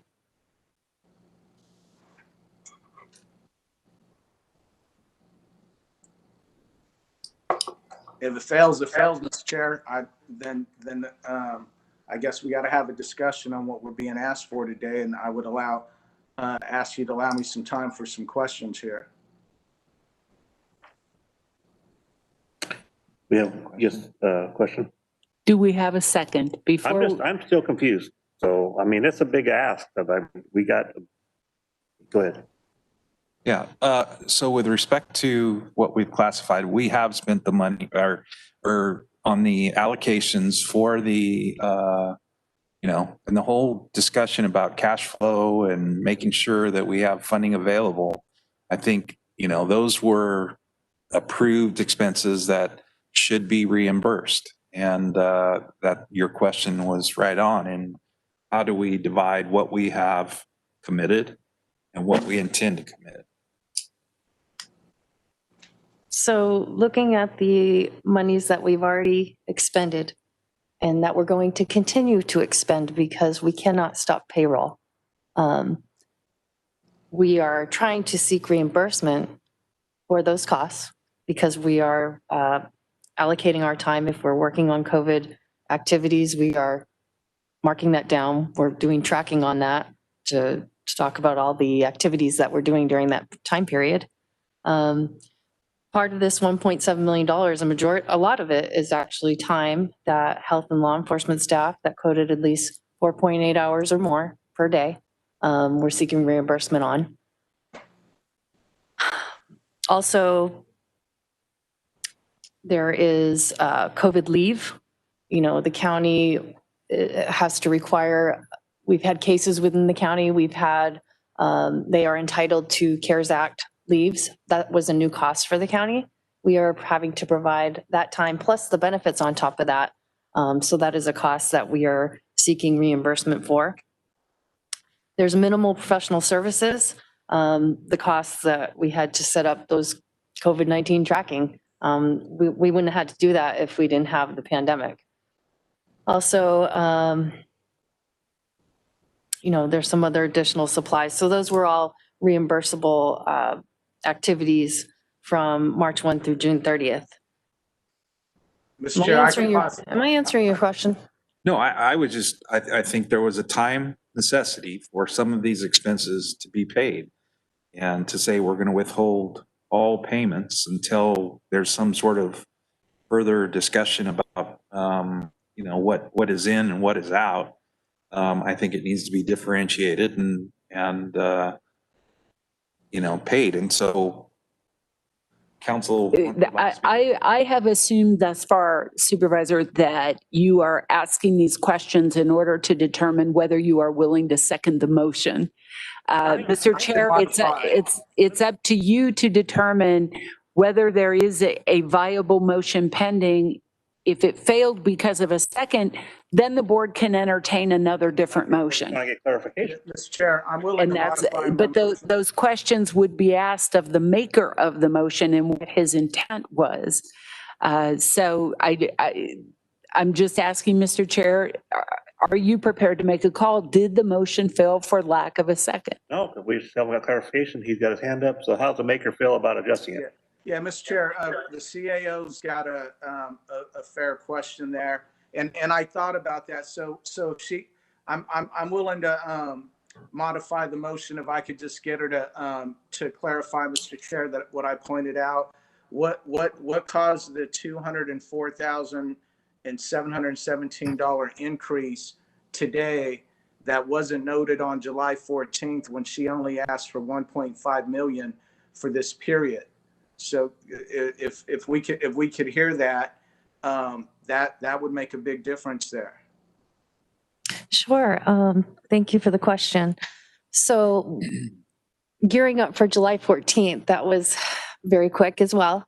I had reached out to all the departments to ask them if they could provide estimated time that they were going to, that they spent actually through June 30th. So that was a tallying up the department response. And then today, we actually went into our time tracking system and we pulled the actuals. And so the difference there was about $200,000 in actual time and expenses. Okay. Oh, thank you. So with that, Mr. Chair, I would, as we acknowledge that things are ever changing here and time is not on our side, and we are making mistakes too. We are doing good, but we're making mistakes too, Mr. Chair. I will modify my motion to allow for the payment of the $1,704,717, but to keep the rest of the motion the same, meaning to not authorize payment on the rest of this until we come back in 2 weeks. Okay, we have a motion on the table. Do we have a second?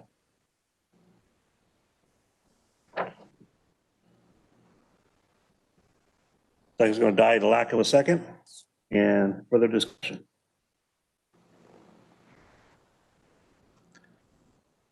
Mr. Chairman? Mr. Chairman, if the board just wants to pass this, it goes against everything I heard as it relates to getting farm workers tested.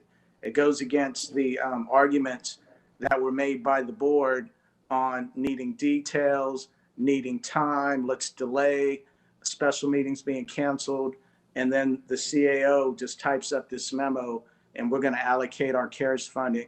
In my opinion, Mr. Chair, it's a mistake to do that. Things are changing. I think it's nice to have a reserve amount of money as we did. We had this cushion of the just under $4 million for the county to work our way through this pandemic. This isn't clear. This isn't sound fiscal tools to help us make a sound fiscal decision.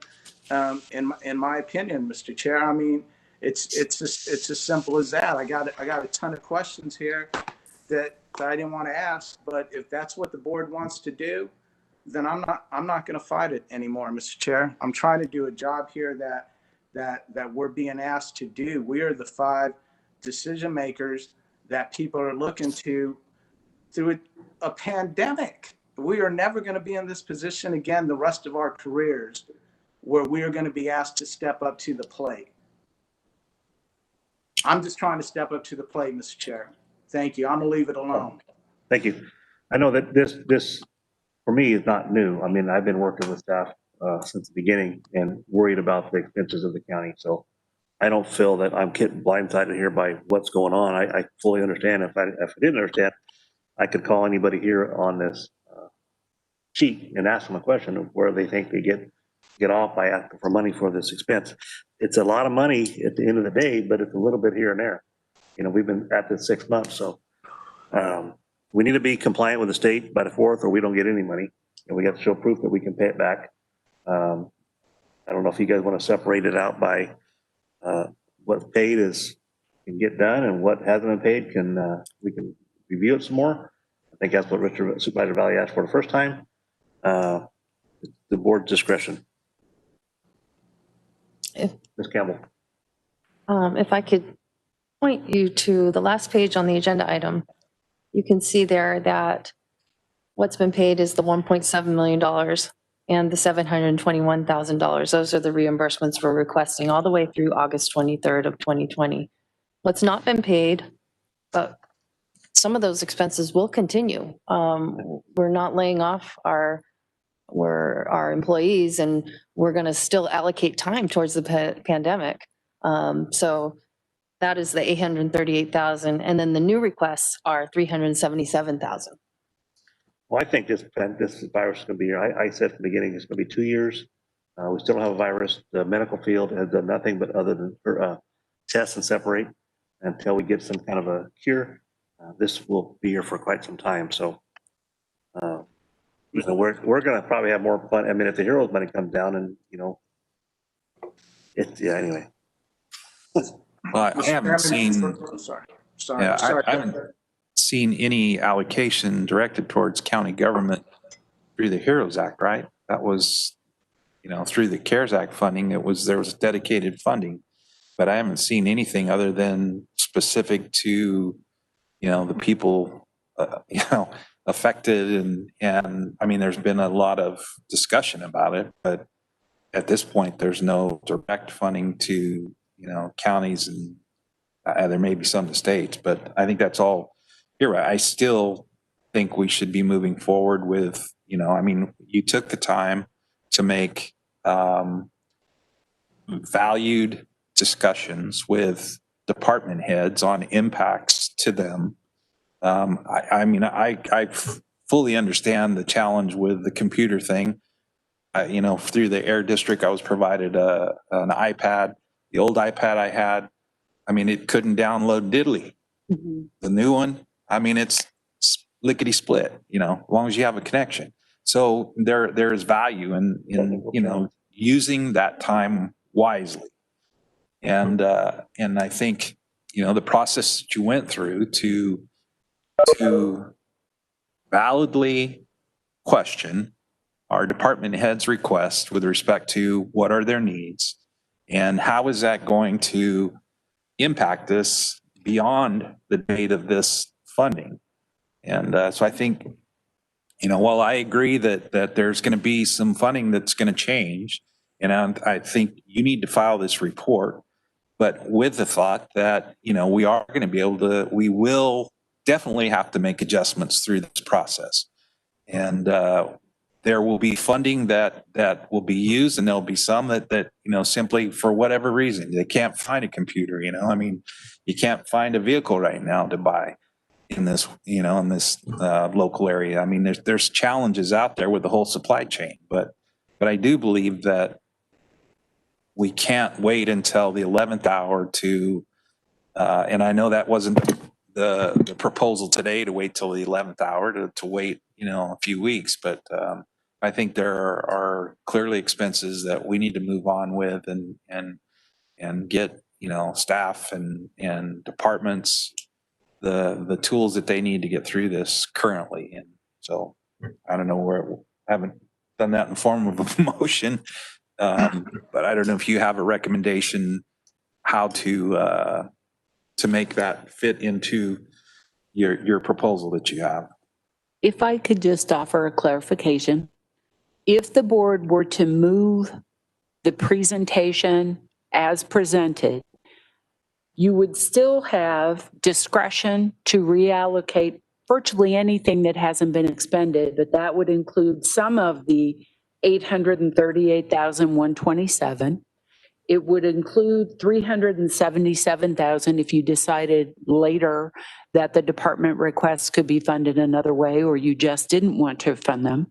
You have $1 million in mobile testing funds that will be pending 2 weeks or 3 weeks from today, which you could reallocate at that time.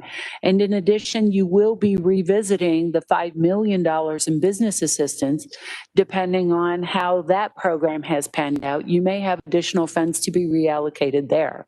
So even if you move it as presented, you will still have significant discretion preserved to reallocate a lot of funds. Point of clarification, Mr. Chair. Sure. On everything that county council says is true, and I agree with, except it leaves the door open for Rebecca to authorize payments, and we come back in 2 weeks and the board says, I'd like to revisit this. Well, we spent it.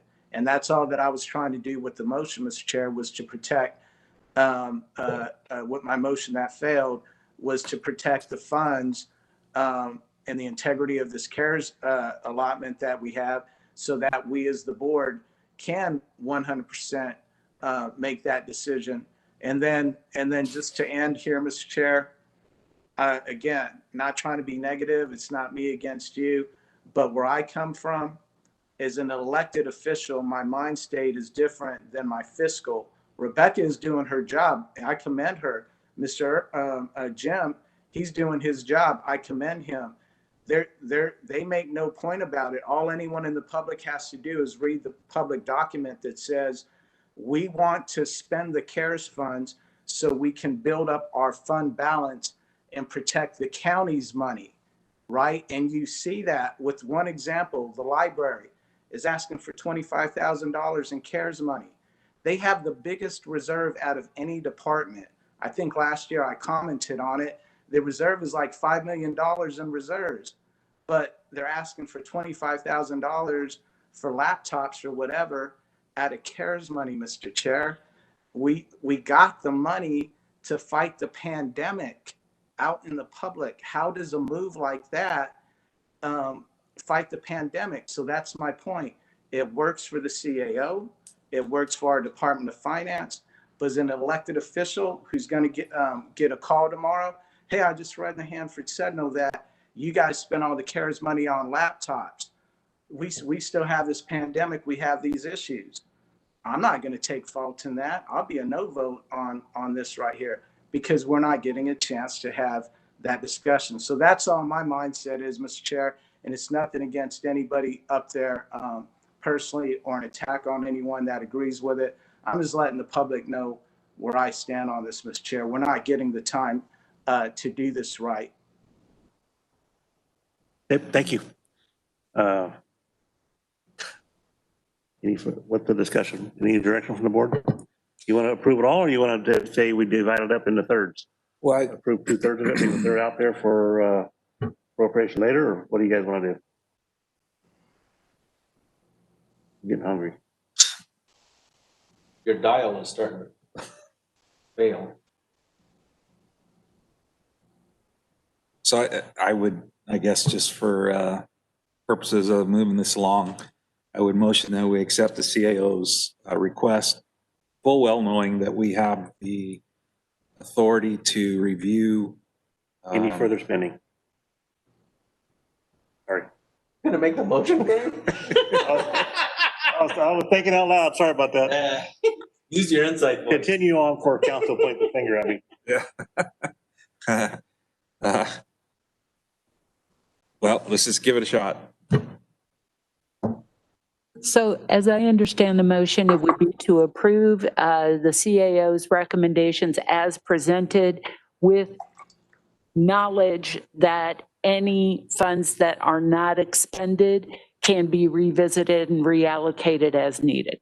Is that a fair statement of the motion? That is. I think that's what I heard him say.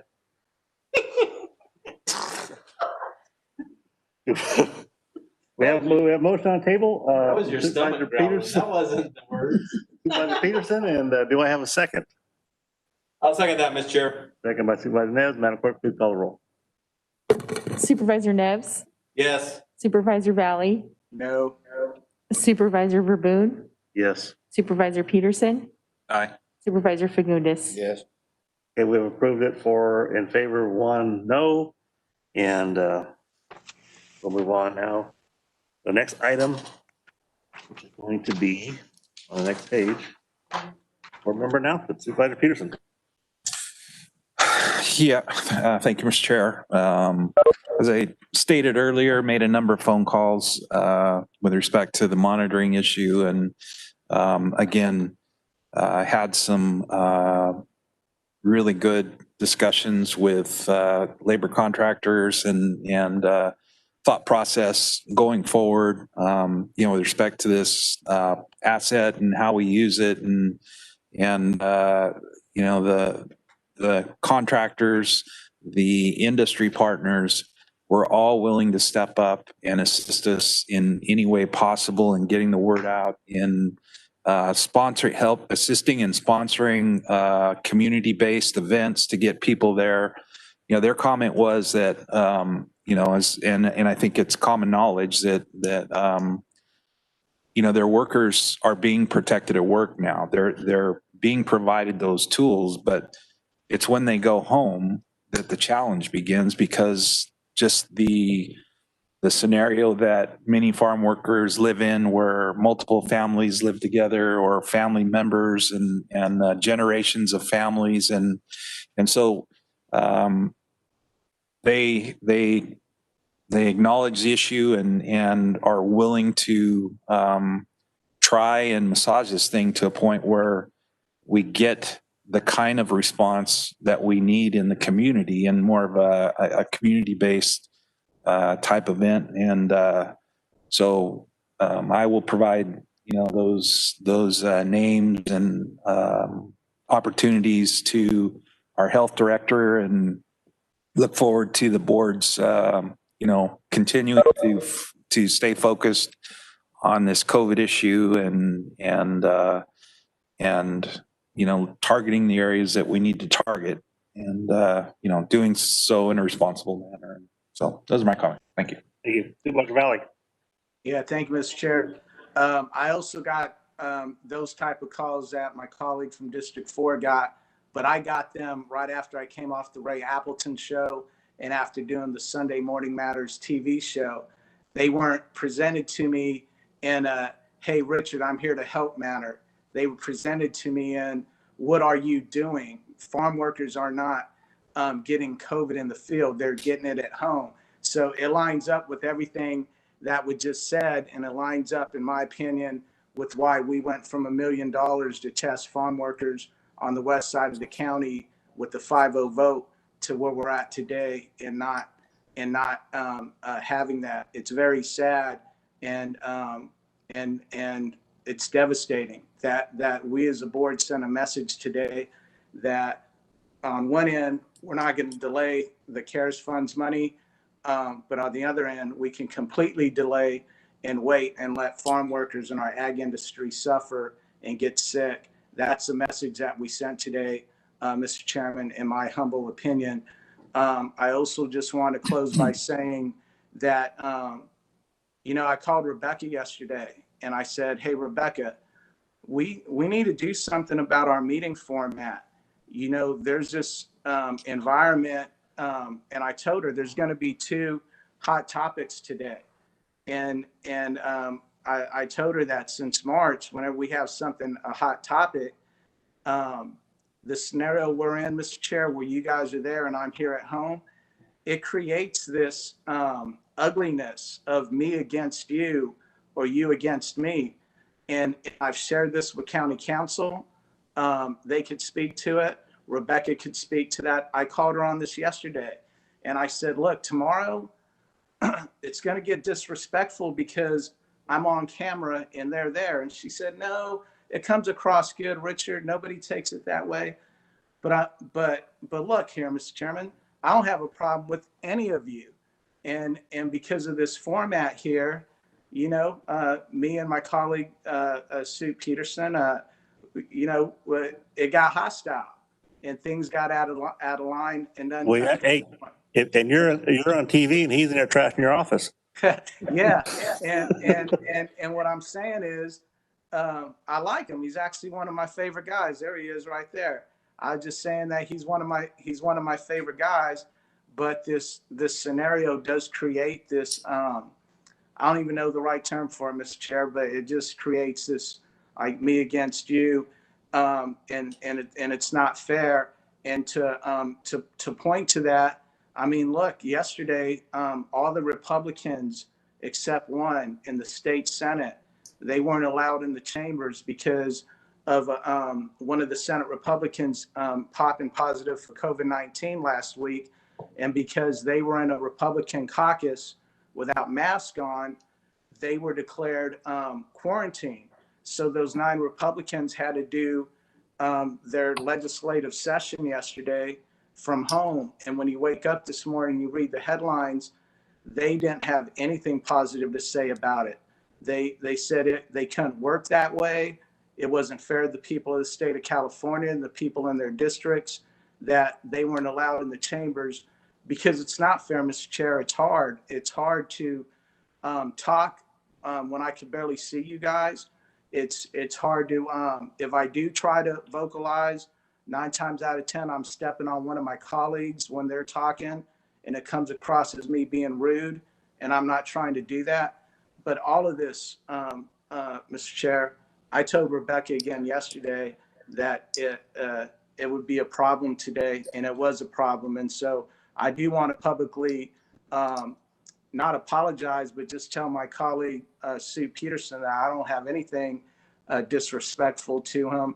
This is just the Republicans are complaining about one meeting they had to do virtually, Mr. Chair. And I think I've done over 25 Tuesdays here with you gentlemen here from home. And it's hard, and it does wear out on me.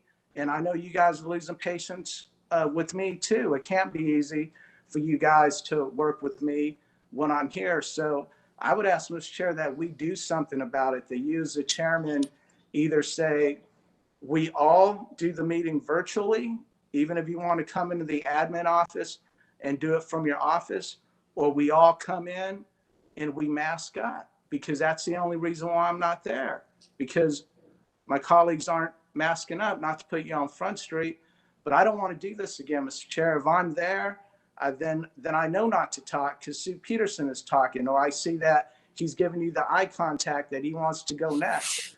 And this isn't working for me anymore, Mr. Chair, and I'm asking you humbly to please do something about it. Thank you. Okay, thank you.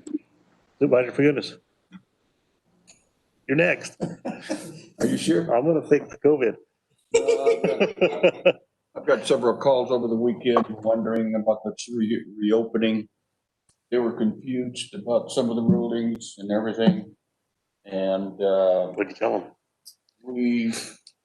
I've got the answers to somebody else because I didn't have any answers. I was confused. I think the governor's confused. Yeah. And I think that's why the rest of us are. So I think we're on the right track now, opening the answers in blue, red, green, purple, and everything else. So with that, I'm hoping everything will kind of straighten out here. Don't just, it might last a while. So just have to have patience. Yeah. Supervisor Neves. Thank you, Chair. King's Waste and Recycling and LAFCO both canceled. King's Waste and Recycling will have a special meeting tomorrow where we're discussing, again, another phase of a network analysis and try to figure out how to better serve the people of Kings County. At the CART meeting, we approved a service agreement to maintain our technology. Technology changes all the time. And we really have to have a service agreement to be able to maintain that. We also declared some Android tablets surplus, just as an example of some of these laptops and iPads don't have an extended life. Their generation goes pretty fast. They also started the decision to begin withdrawing from Calvans. Calvans continues to struggle in its operation, and we certainly understand that. And then also continue to acquire property for the new transit station downtown. At the Association of Governments, we also approved some CARES Act funding for transportation. CARES Act funding comes in many different forms, and transportation is one of them. And so those funds were allocated. Also adopted a list of state good repair for some projects around transportation. Also approved the San Joaquin Valley, Washington, D.C. outreach event, which this year will be by way of Zoom. And instead of a two-day trip back to Washington, D.C., it'll be a 3-day list of contacts and issues and speakers that will be conducted by Zoom with local officials with our federal representatives. And then also had a South Fort Kings Groundwater Sustainability Agency meeting on policies, and we'll continue to work on this. With that, thank you, Mr. Chair. Thank you. I too attended Keith's AG and CART, and it is a struggle to do it online for myself.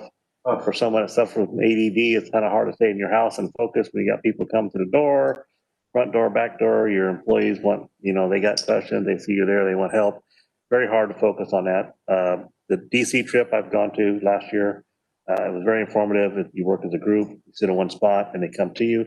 This year could be the same thing, but we're all going to be somewhere else on Zoom.